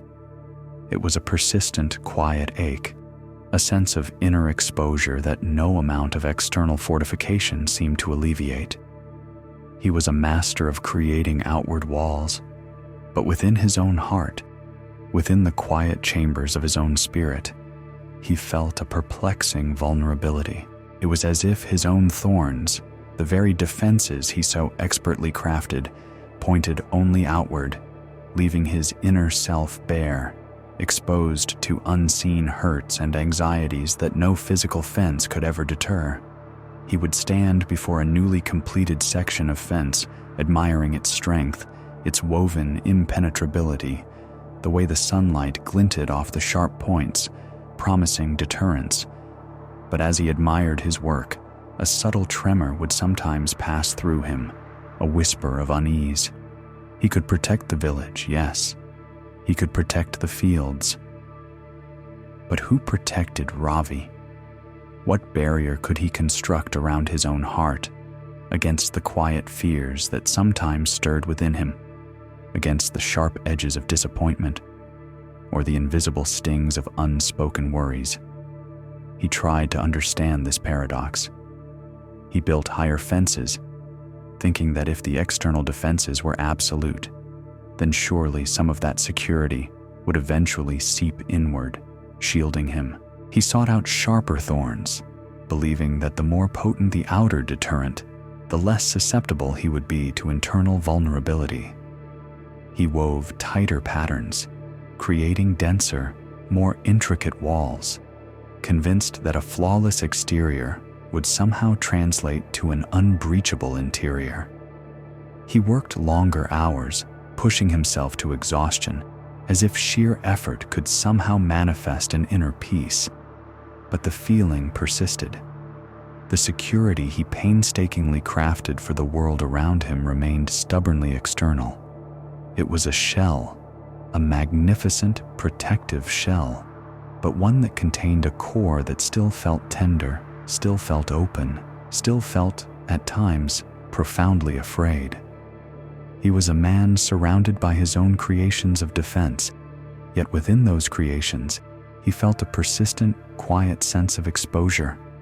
His hands, so strong and capable in the face of physical danger, felt helpless against the more subtle, insubstantial anxieties that sometimes shadowed his days. He looked at the dense thickets he had woven, the sharp points facing outward, always outward. He felt like a fortress with magnificent walls, but with a gate that stood perpetually ajar, a silent invitation to the very things he sought to keep out. The paradox was a constant companion, a dull ache beneath the surface of his diligent work. He yearned for the same sense of security he provided to others, a deep, unwavering sense of being held of being safe, not just from the tangible threats of the world, but from the more elusive internal anxieties that no thorn fence could ever hope to contain. He did not understand that the very act of building, of focusing all his energy on external protection, might be part of the reason he felt so exposed within. He believed that the answer lay in more defense, stronger barriers, greater perfection in his craft. He was constantly seeking a security he could never quite find within, believing it must come from the outside, from the impenetrable walls he so expertly constructed around everything else. But the quiet vulnerability remained, a persistent whisper in the heart of the thorn fence builder. Feel your body supported, allowing any tightness to gently release.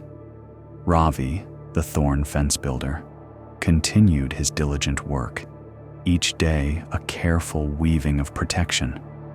He moved with the familiar rhythm of his craft, his hands, strong and scarred, expertly guiding branches into intricate patterns.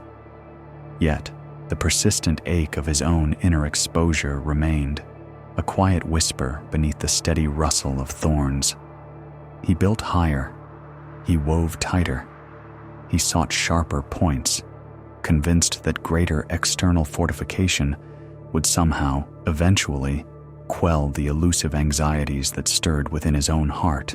The security he created for others seemed to mock his own perceived vulnerability, a magnificent shell around a core that still felt tender, still felt open, still felt, at times, profoundly afraid. He walked among his formidable defenses, a master of outward protection, yet still searching for a shield for his own spirit. It was a crisp morning, the kind that carried the scent of damp earth and distant wood smoke on the air. The first rays of sun, still pale and gentle, stretched long shadows across the fields, painting the dew-kissed leaves with a faint, shimmering gold.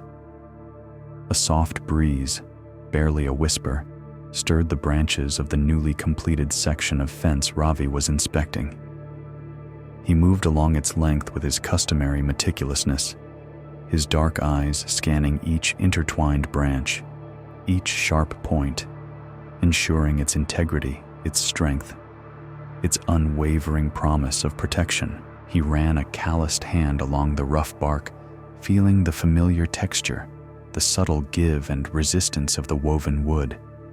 He was a silent guardian, a sculptor of safety from the very elements of danger, and in this moment, he was absorbed in the quiet perfection of his craft.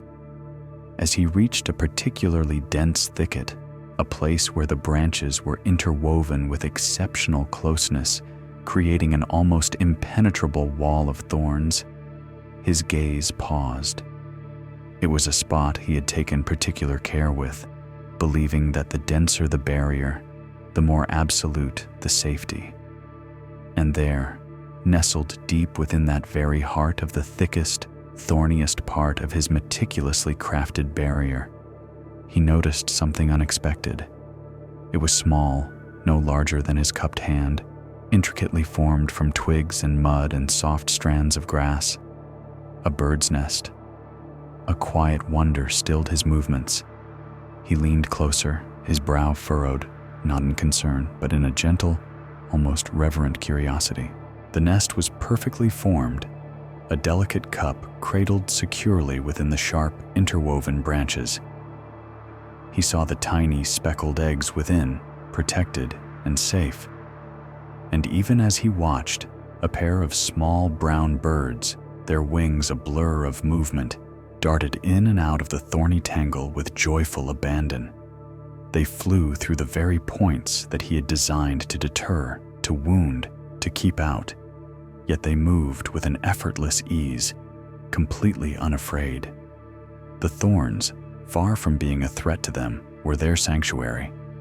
They were home. Ravi stood there for a long moment, simply observing, his breath held in a quiet pause.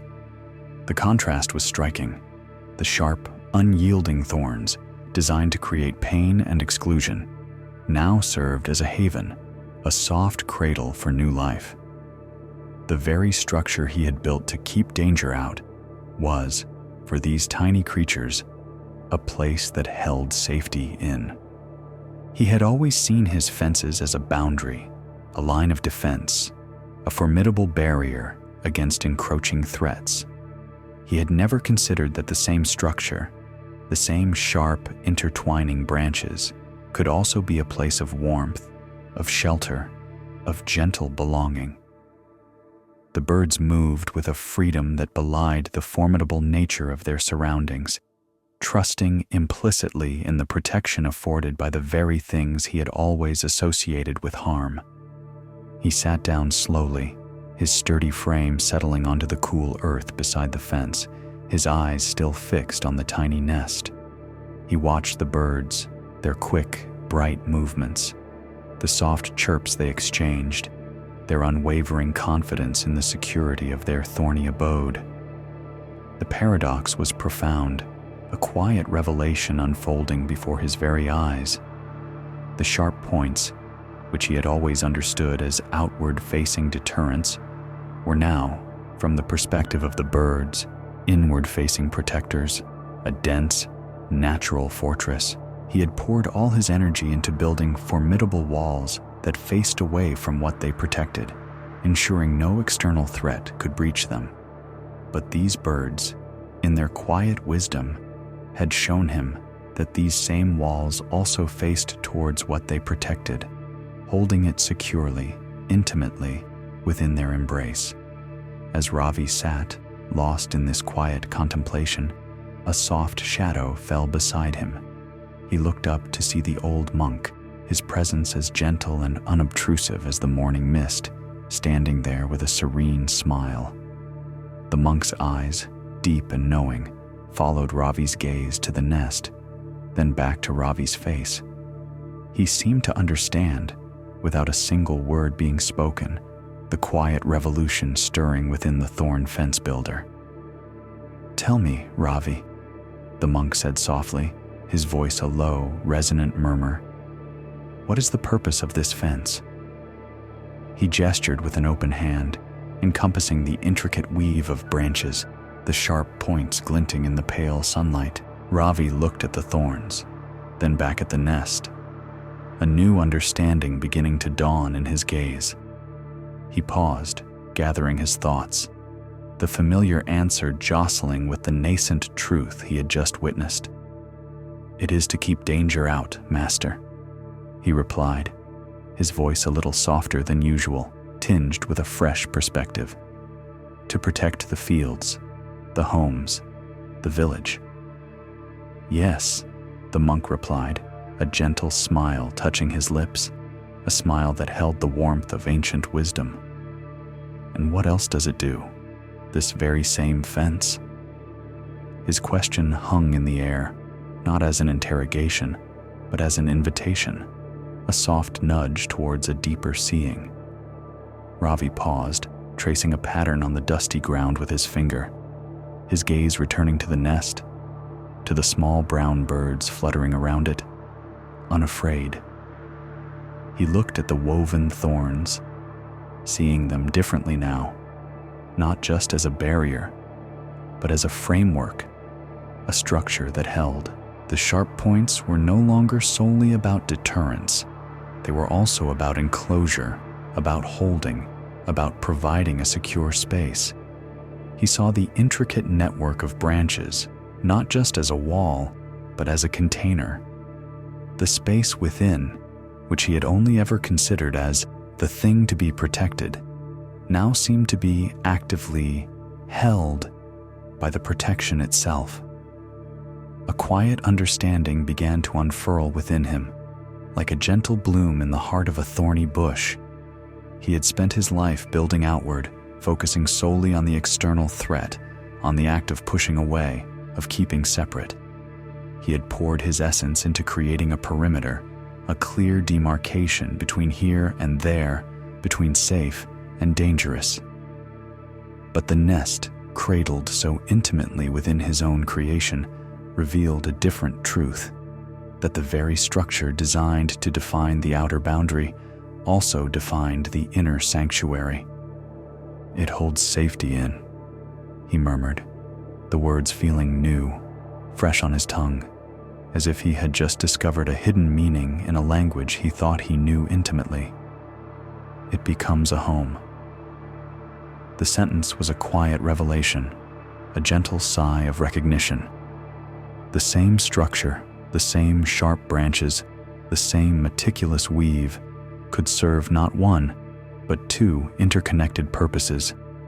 It wasn't just about what it pushed away, but also about what it embraced, what it contained, what it cradled. The monk nodded slowly, his eyes reflecting the deep calm of a still pond. The same structure, one purpose seen, another purpose revealed. What keeps danger out, my friend, can also hold safety within. It is not always one or the other.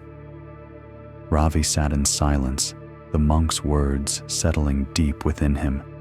He thought of his own feeling of vulnerability, his sense of an exposed core, his belief that his own thorns pointed only outward, leaving him defenseless within.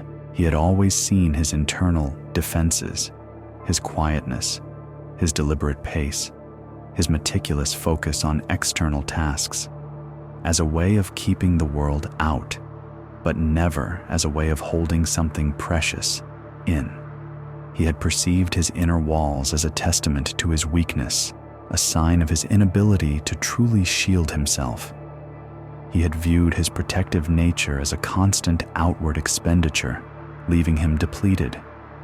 But what if his own quiet nature, his deliberate patience, his very capacity to build and enclose, were not just outward-facing deterrents, but also inward-facing cradles?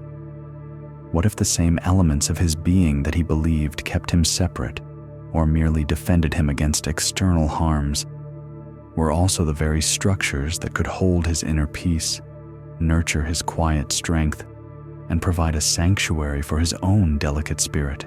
The formidable barriers he constructed for others, born of his strength and skill, were not just about pushing away, but also about gathering, about enclosing, about protecting a precious space within. His own internal vulnerabilities, the tender parts of himself he sought so desperately to shield, were not just areas to be defended, but perhaps spaces to be held, to be sheltered by the very thorns of his being that he had always viewed as a burden. The paradox began to dissolve, replaced by a profound sense of interconnectedness. The outer protection and the inner sanctuary were not separate. They were two sides of the same weave, two expressions of the same structure. Ravi looked again at the fence, no longer seeing just a wall, but a home. He looked at his hands, no longer just instruments of outward defense, but also potential cradles of inner peace. The security he had painstakingly crafted for the world around him was not stubbornly external after all. It was a reflection, a teacher, a gentle blueprint for the security he could cultivate within. The thorns, once symbols of separation and exclusion, were now symbols of a quiet, encompassing embrace. He realized that his strength, his ability to build, his very nature as a protector, could be turned inward, not to create a rigid, isolating fortress, but a gentle, nurturing shelter for his own heart. The same structure, the same self, could keep danger out and also hold safety in. It was not always one or the other. Let your breath be gentle now, a soft tide flowing in and out, carrying you deeper into a place of quiet ease. Allow the images of fences and shelters to gently fade, and open your awareness to a different kind of wisdom, one found in the very earth beneath your feet, in the transformation of soft clay into sturdy form. Now, we turn our attention to Keshav, the mud brick maker, a man whose hands were as intimately acquainted with the earth as a root with its soil. Keshav was in his 50s, a man of robust build, his skin the color of rich, dark earth itself, ingrained deeply with the very clay he worked with each day. His gray, streaked hair was usually tied back, secured against the dust and the sun, and his eyes, though kind, held a trace of a deep-seated weariness, a subtle shadow that hinted at an unspoken burden. His movements were slow, deliberate, and powerful, each gesture a testament to years of patient, repetitive craft. He wore a simple, practical dhoti that allowed him freedom, his bare feet often sinking into the damp clay of his workspace. His voice, when he spoke, was deep and resonant, like the earth itself after a summer rain, full of quiet strength and a grounded wisdom. Keshav was a master of transformation, a silent alchemist who understood the delicate balance of earth and water, of sun and shadow. He knew precisely the right moisture content for strength, for durability, for that perfect moment when soft, yielding mud could be coaxed into becoming a sturdy building block. He spent his days in the open air, beneath the relentless sun, shaping endless rows of bricks. His hands, though powerful, moved with a surprising tenderness as he pressed the wet clay into wooden molds, smoothing the surfaces, ensuring each brick was uniform, ready for its purpose. The rhythmic slap of mud against wood, the gentle scrape of his hand across the surface, was the quiet symphony of his days. He watched over the drying bricks with a craftsman's devotion, turning them gently so they would dry evenly, preventing cracks, ensuring their integrity. He knew that too much sun, too quickly, would shatter them, while too little would leave them weak and crumbly. It was a dance with the elements, a subtle negotiation between form and dissolution, between yielding and enduring. His work was essential, providing the very foundations for homes, for walls, for the structures that held his community together. He was a builder of permanence, a silent architect of the village's enduring form. Yet, despite his mastery, despite his deep connection to the earth, Keshav harbored a profound and persistent fear. He felt as if he was slowly dissolving, his own vitality draining away with each brick he formed, with each drop of water he added to the clay. He perceived his work as a constant act of self-depletion. As he worked, moistening the earth with water drawn from the village well, shaping it with the sweat from his brow, he felt his own body growing drier, his own essence fading. It was as if he was sacrificing himself, pouring his own life force into the inert clay, only to watch it harden into something strong and lasting, while he himself felt increasingly fragile, brittle, and parched from within. He would observe the sun, feeling its heat on his skin, imagining it drawing the moisture from his very cells, just as it drew the moisture from the bricks. He saw the dust that clung to his clothes, to his hair, not just as a byproduct of his work, but as a symbol of his own slow erosion, his gradual return to the dry earth from which he was made. The deeper the rich, wet clay became beneath his hands, the more he felt his own skin growing taut, his own throat parched. He offered stability to others, but felt unstable within himself. He created enduring forms, but feared his own form was dissolving. This fear, quiet and persistent, colored his days. He worked tirelessly to counteract it, believing that if he could just preserve his own moisture, his own essence, he could halt this slow, internal dissolution.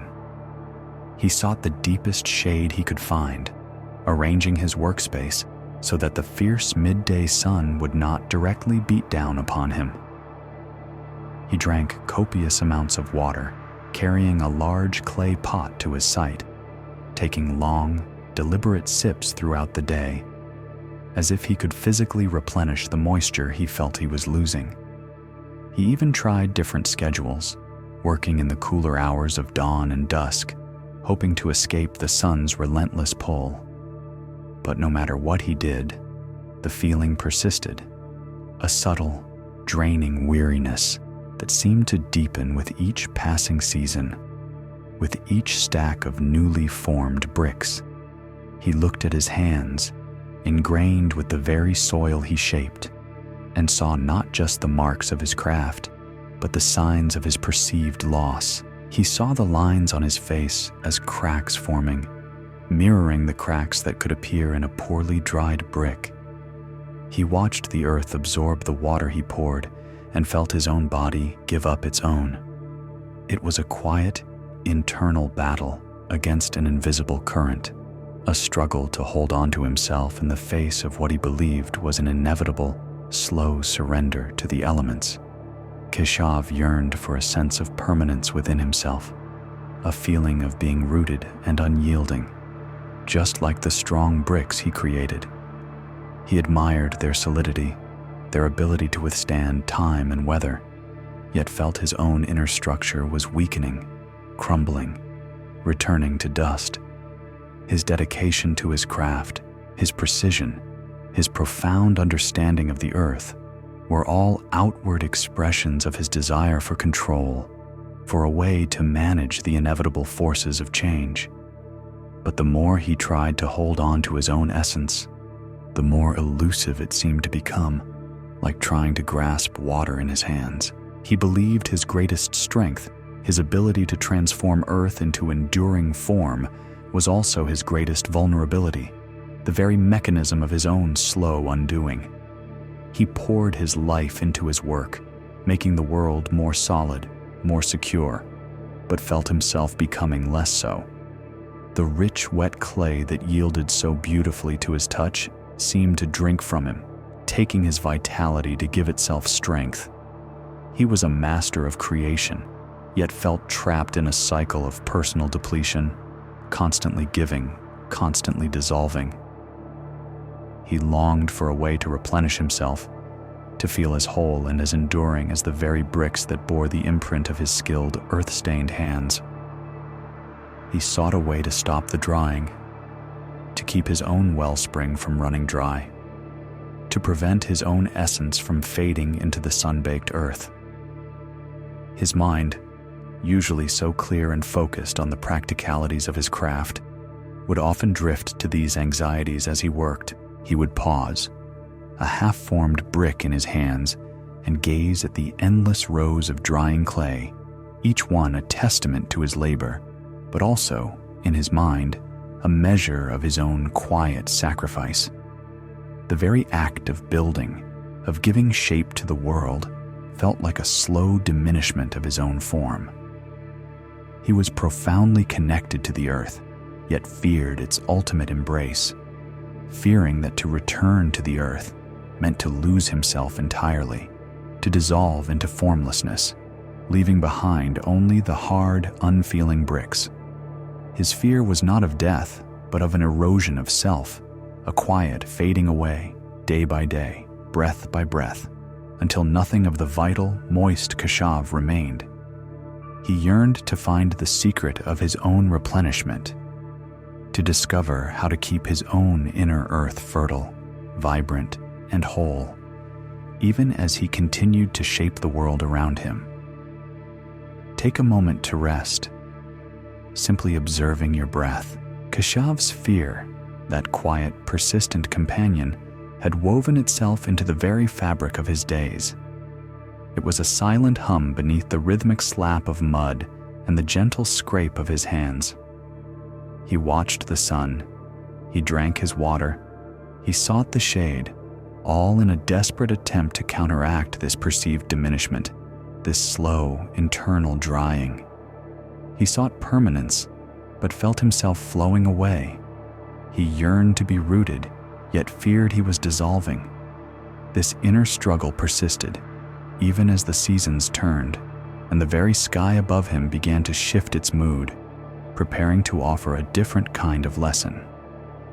One afternoon, as Keshav surveyed a fresh stack of bricks, neatly arranged and baking gently in the sun, a subtle change swept through the air. The sky, which had been a clear, relentless blue for weeks, began to darken at the edges. A stillness descended, heavy and expectant, silencing the usual chirping of birds and the rustle of leaves. A faint, earthy scent, like damp soil after a long drought, began to rise from the ground, carried on a sudden, cool breeze. Keshav, ever attuned to the elements, felt a prickle of unease. He looked up, his brow furrowed, recognizing the signs of an impending storm. It was late in the season for such a downpour, unexpected and unseasonal. He worked quickly, trying to cover as many of his carefully formed bricks as he could, but the sky darkened with an alarming speed. The wind picked up, swirling dust and leaves into small eddies. Then, with a sudden, forceful roar, the heavens opened. It was not a gentle rain, but a heavy, relentless deluge, a torrent that seemed to fall with an almost angry intensity. The drops were fat and cold, drumming loudly on the thatched roofs of the village, turning the dusty paths into flowing streams of muddy water. Keshav retreated to the meager shelter of his workshop, watching with a growing despair as the rain lashed down, blurring the landscape into a watery haze. He knew what this meant. He knew the delicate balance of earth and water, the precise conditions required for the mud bricks to harden into enduring form. This sudden, excessive moisture would undo days, even weeks, of his meticulous labor. He watched, helpless, as the freshly stacked bricks, those perfect, uniform rectangles that were meant to become strong walls, began to soften. The edges blurred, the precise lines melted, and the solid forms slowly, irrevocably, surrendered to the relentless assault of the water. When the rain finally subsided, leaving behind a world washed clean but profoundly altered, Keshav emerged from his workshop with a heavy heart. The air was cool and heavy, thick with the smell of wet earth. He walked towards the stack of bricks that had been caught in the downpour, his footsteps sinking slightly into the sodden ground. What he saw brought a deep ache to his chest. Where once had stood neat, promising stacks of sturdy bricks, there was now only a formless mound of rich, wet mud. His work, his efforts, his careful attention, all had been dissolved, returned to the earth from which they came. Keshav felt a profound heartbreak. It was more than just the loss of his labor. It was a visceral manifestation of his deepest fear. His creations, which he had imbued with his own vitality, had melted away, becoming formless once more. It felt like a mirror reflecting his own perceived dissolution, a tangible representation of his fear coming to life. His heart sank, heavy and cold, as if the very water that had undone his bricks had seeped into his own spirit, chilling him to the bone. He saw his own essence fading, his own efforts turning to dust, or now to mud. With a sigh that carried the weight of his disappointment, Keshav knelt beside the mound of mud. His hands, ingrained with the earth, felt the cold, soft clay. There was no anger, only a deep, quiet weariness. His craftsman's instinct, however, was strong. Even in his despair, he knew he could not simply abandon the mud. It was still earth, still precious. He would have to scoop it up, prepare it again, begin the process anew. It was a cycle he knew well, a relentless turning. But today, the starting again felt like an admission of failure, a confirmation of his own impermanence. As he began to scoop the mud, his movements slow and deliberate, the familiar, comforting presence of the old monk appeared beside him. The monk stood in silence for a moment, his gaze resting not on the ruined bricks, but on Keshav's mud-stained hands, and then on the earth itself. He moved with a quiet grace, his simple robes blending with the muted tones of the wet landscape. His eyes, kind and knowing, held no judgment, only a deep, gentle understanding. "The water you gave, Keshav," the monk said softly, his voice a calm murmur in the still, damp air. "It has simply returned. It was never truly lost." Keshav paused, his hands still buried in the cold, soft mud. He looked up at the monk, his expression a mixture of bewilderment and a faint, dawning hope. "Returned? Never lost?" The words settled in his mind like cool water on parched earth, beginning to seep into the dry crevices of his fear. He had always seen the water he added to the clay, the moisture he felt leaving his own body, as a finite resource, a giving away that led to depletion. He had seen the hardening of the bricks as a permanent loss of that moisture. But now, the monk's words, so simple yet so profound, offered a different perspective. The water had not vanished. It had transformed, becoming part of the brick, and then, under the influence of the rain, it had simply returned to its original state, mingling once more with the earth. It was a cycle, not a one-way drain. Keshav looked at the rich, wet mud beneath his hands, and suddenly, he saw it differently. He wasn't losing his moisture, he was trading it. He traded his water to the earth to give it form, to create the bricks. And now, the earth was returning that water, allowing it to dissolve the forms, to prepare for new ones. It was a constant flow, a ceaseless exchange, a perpetual dance of transformation. He was not dissolving, he realized, but participating. He was a part of this great, ceaseless dance of impermanence, not a victim of it. His own body, which he had felt was drying out, was also a part of this cycle. The water he drank, the sweat he released, the moisture that flowed within him. It was all in motion, constantly being exchanged, constantly transforming. He was not a vessel slowly emptying, but a river, always flowing, always replenishing itself through its connection to the greater body of water. His vitality wasn't draining away. It was changing form, moving, circulating, just like the water in the earth. A quiet understanding began to unfurl within him, like a gentle bloom in the heart of a thorny bush.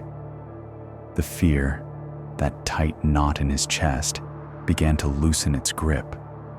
He looked at his hands, no longer seeing them as signs of loss, but as instruments of this eternal exchange.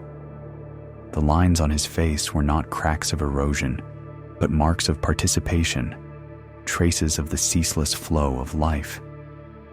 He was not fading into formlessness. He was simply moving through different forms, like the water that became brick and then became mud again, always present, always essential. The old monk offered a soft, knowing smile, as if he could feel the shift within Keshav. He didn't say more, allowing the truth to settle, to take root in the fertile ground of Keshav's newfound understanding. Keshav felt a deep sense of peace begin to spread through him, a calm that was as profound and as refreshing as the rain that had just fallen. His connection to the earth was not one of depletion, but of belonging. He was not separate from the cycle. He was the cycle. He was not dissolving. He was transforming. And in that transformation, there was no loss, only an endless return, an eternal flow. He was not losing his essence, but trading it, his water becoming walls, then returning to the earth, cycling endlessly, a constant flow of transformation. He was not dissolving, but participating in the great, ceaseless dance of impermanence. His fear of personal depletion, of his own vitality draining away, began to recede, replaced by a quiet wonder at the interconnectedness of all things. The mud in his hands now felt like a promise, not a sorrow. He was whole, always, in the grand, unending cycle of giving and receiving, of form and dissolution. of life returning to life. Allow yourself to sink deeper into comfort, letting go of any thought. Let your breath find its own gentle rhythm, a soft current carrying you deeper into stillness. We have witnessed the ceaseless dance of impermanence, the quiet wisdom of transformation. Now, our final story begins, a journey into the heart of protection and the unseen wounds that defy our keenest defenses. It is the story of Lila, the scorpion catcher. In a village where life unfolded with the patient rhythm of the seasons, there lived a woman named Lila. Her presence was as subtle as a shadow, her movements as swift and precise as the dart of a hummingbird. Lila was the village's silent guardian, the one who protected families from the hidden dangers that lurked in the cool earth, under stones, and in the quiet corners of homes. Her task was to find and remove scorpions. Lila was slender and agile, her body honed by years of quiet vigilance and quick action. Her dark hair was cut short, practical for a life spent bending low, scanning the ground with an unwavering focus. Her eyes, sharp and intense, missed nothing. They swept over uneven paths, peered into dark crevices, and recognized the faint stir of disturbed dust that signaled a hidden threat. She wore simple, dark clothing that allowed her to blend into the shadows of twilight, the time when scorpions were most active. In her hand, Lila carried a forked stick, a simple tool that, in her skilled grip, became an extension of her own quiet competence. With it, she could pin a scorpion without harming it, gently lift it, and carry it far away from the village, releasing it back into the wild, where it belonged, but away from human paths. Her work required an immense patience, an intimate knowledge of the earth, and a stillness of mind that few possessed. She was a silent guardian, a protector who walked between the visible world of daily life and the unseen realm of potential danger. The villagers trusted Lila implicitly. Her presence brought a quiet sense of relief, a reassurance that the hidden threats were being managed, that their homes and their children were safe from the sharp, burning sting of a scorpion. When Lila walked through the lanes, her gaze sweeping the ground, there was a hushed respect, a silent acknowledgement of her vital, often solitary work. She protected others, offering a shield of vigilance and skill against a clear, tangible danger. Yet, despite her mastery over these external threats, Lila carried a profound, unaddressed pain within herself.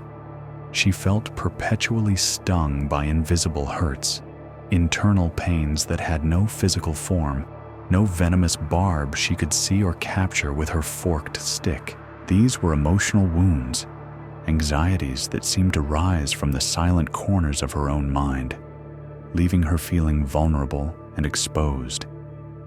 They were stings that left no visible mark, yet burned with a persistent, internal fire. She tried, in her own quiet way, to apply the same principles of her craft to these inner afflictions. If she could find scorpions by scanning the ground, perhaps she could find her inner hurts by scanning her thoughts, her memories, her feelings. She would sit in silent contemplation, trying to pinpoint the source of her unease, to identify the precise moment of the sting. She would try to use her focused attention, her unwavering vigilance, to catch these elusive pains, to pin them down, to understand them, perhaps even to remove them. She studied their habits, or rather, the habits of her own anxieties. She observed when they seemed to surface, what thoughts seemed to trigger them, what moments of stillness or vulnerability made them more potent. She used her longer stick of introspection, delving deeper into her own mind, hoping to reach the hidden corners where these invisible dangers lurked. She sought to build an internal defense, a shield of logic and understanding, just as she built a perimeter of safety around the village. But her inner pains were not like scorpions.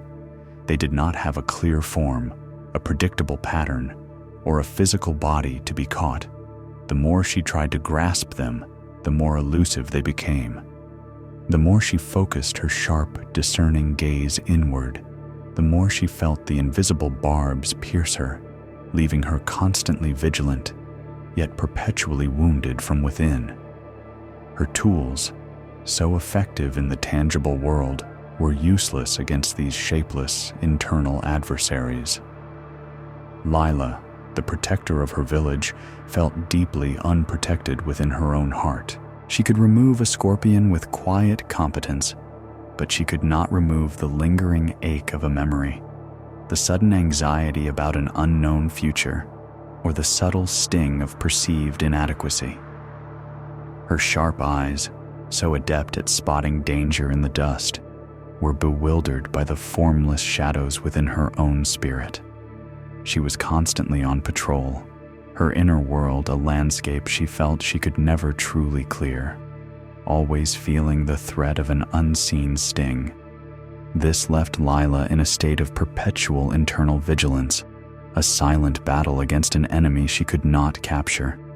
Her gentle demeanor, her quiet competence, hid a constant internal watchfulness, a persistent feeling of being internally wounded.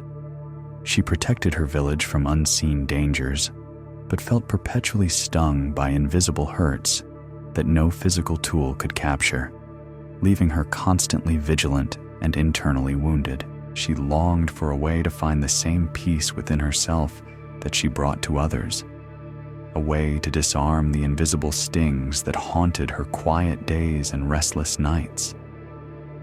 She continued her quiet work, her stick a familiar extension of her will, moving through the soft dust of twilight paths, her senses alert.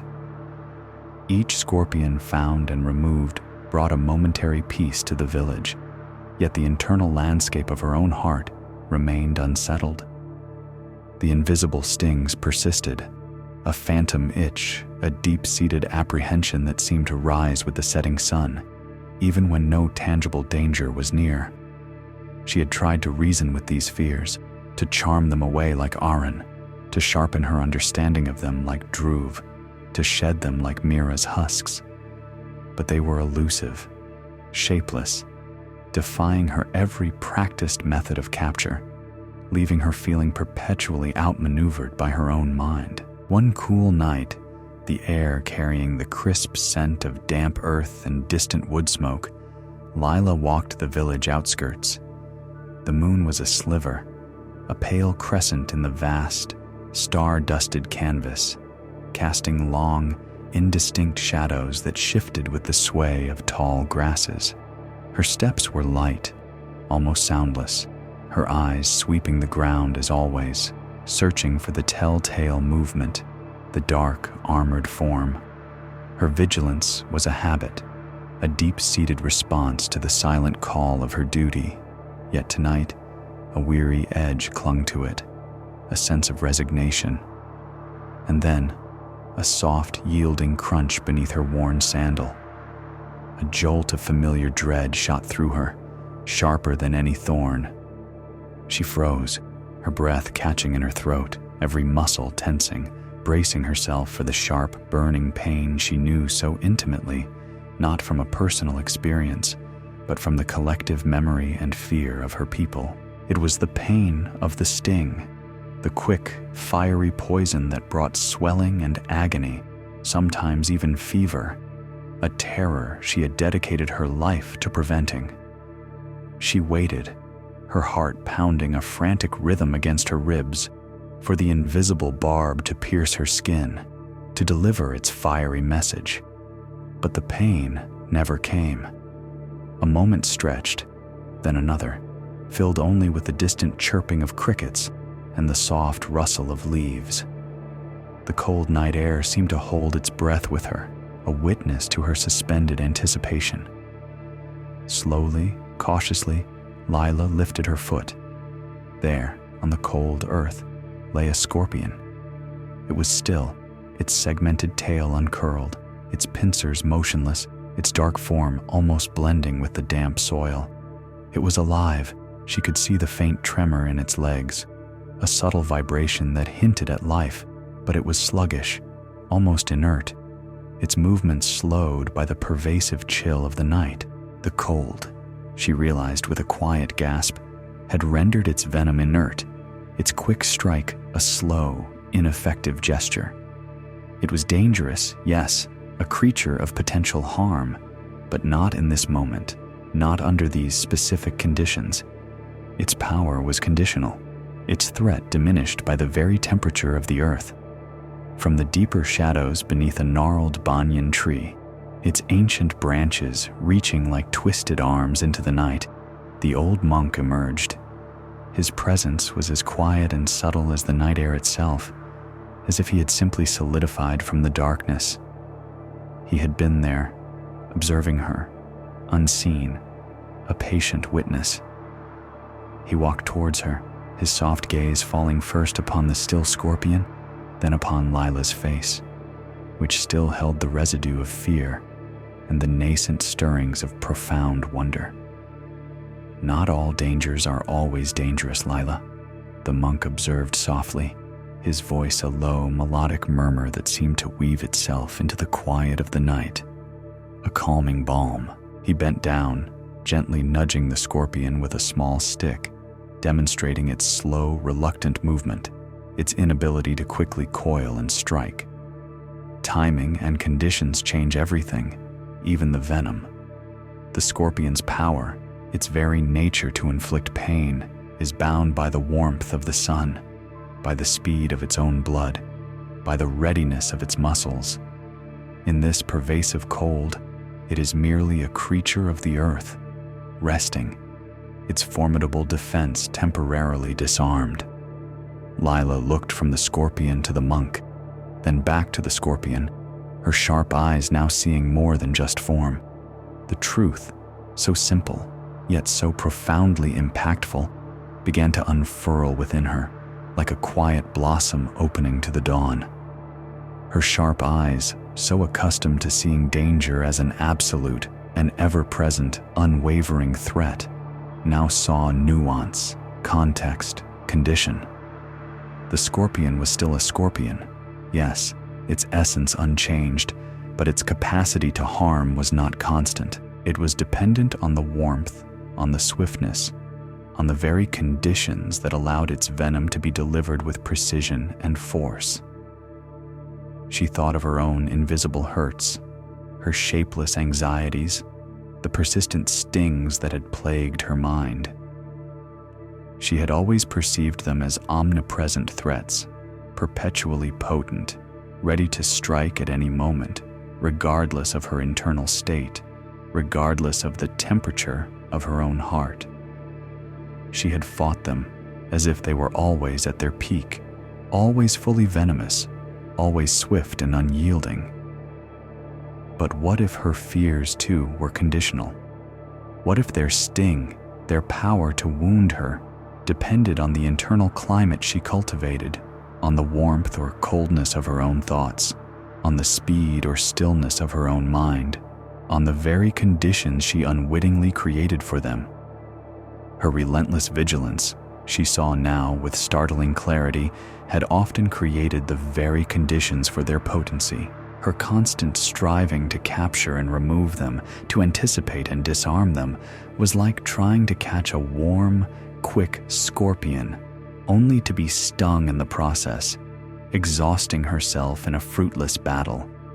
But in the cool, still air of acceptance, in the quiet observation of their nature, without immediate, panicked reaction, perhaps they too would become sluggish, their venom less potent, their capacity to wound diminished.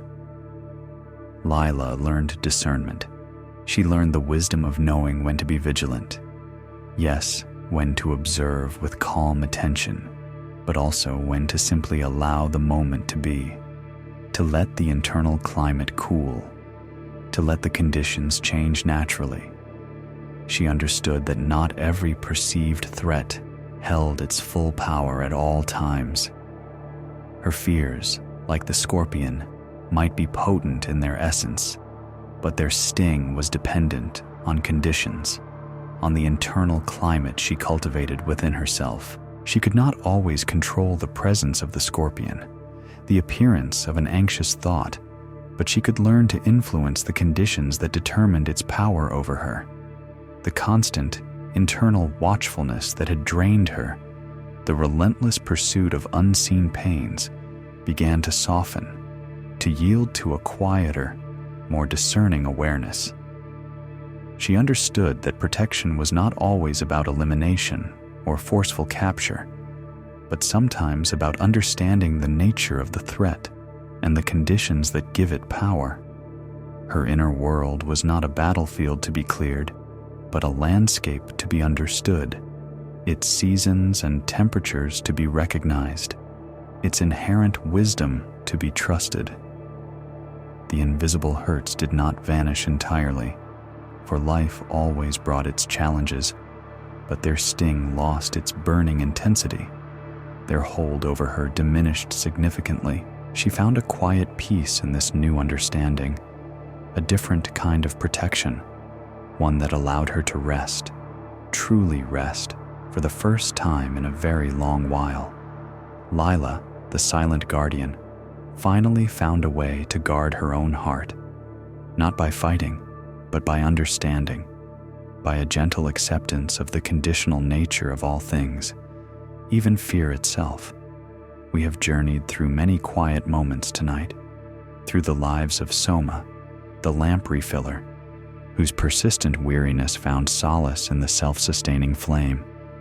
We walked with Dhruv, the sickle sharpener, who discovered compassion in the gentle imperfections of a blade. We met Mira, the husking woman, who learned that her protective layers nurtured unseen growth. We followed Aaron, the cobra charmer's son, as he found true mastery over fear through deep understanding, not mere performance. We paused with Jaya, the buttermilk seller, who recognized that her own inner fire gave precious meaning to the coolness she offered. We stood with Ravi, the thorn fence builder, who saw that what defends can also provide shelter.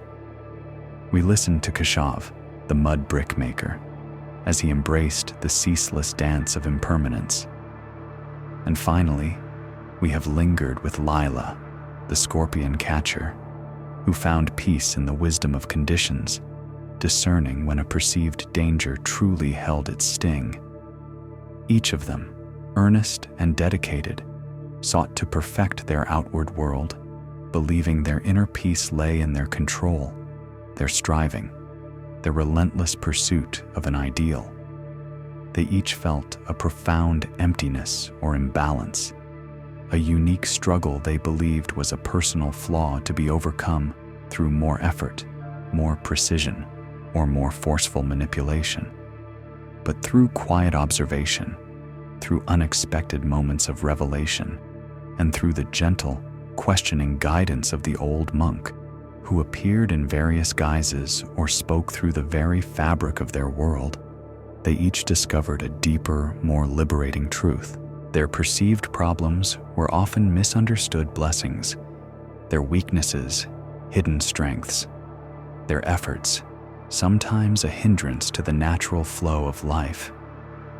Soma learned that replenishment comes not always from constantly pouring out or adding more, but from allowing the self-sustaining flame of inner being to burn, trusting its inherent light.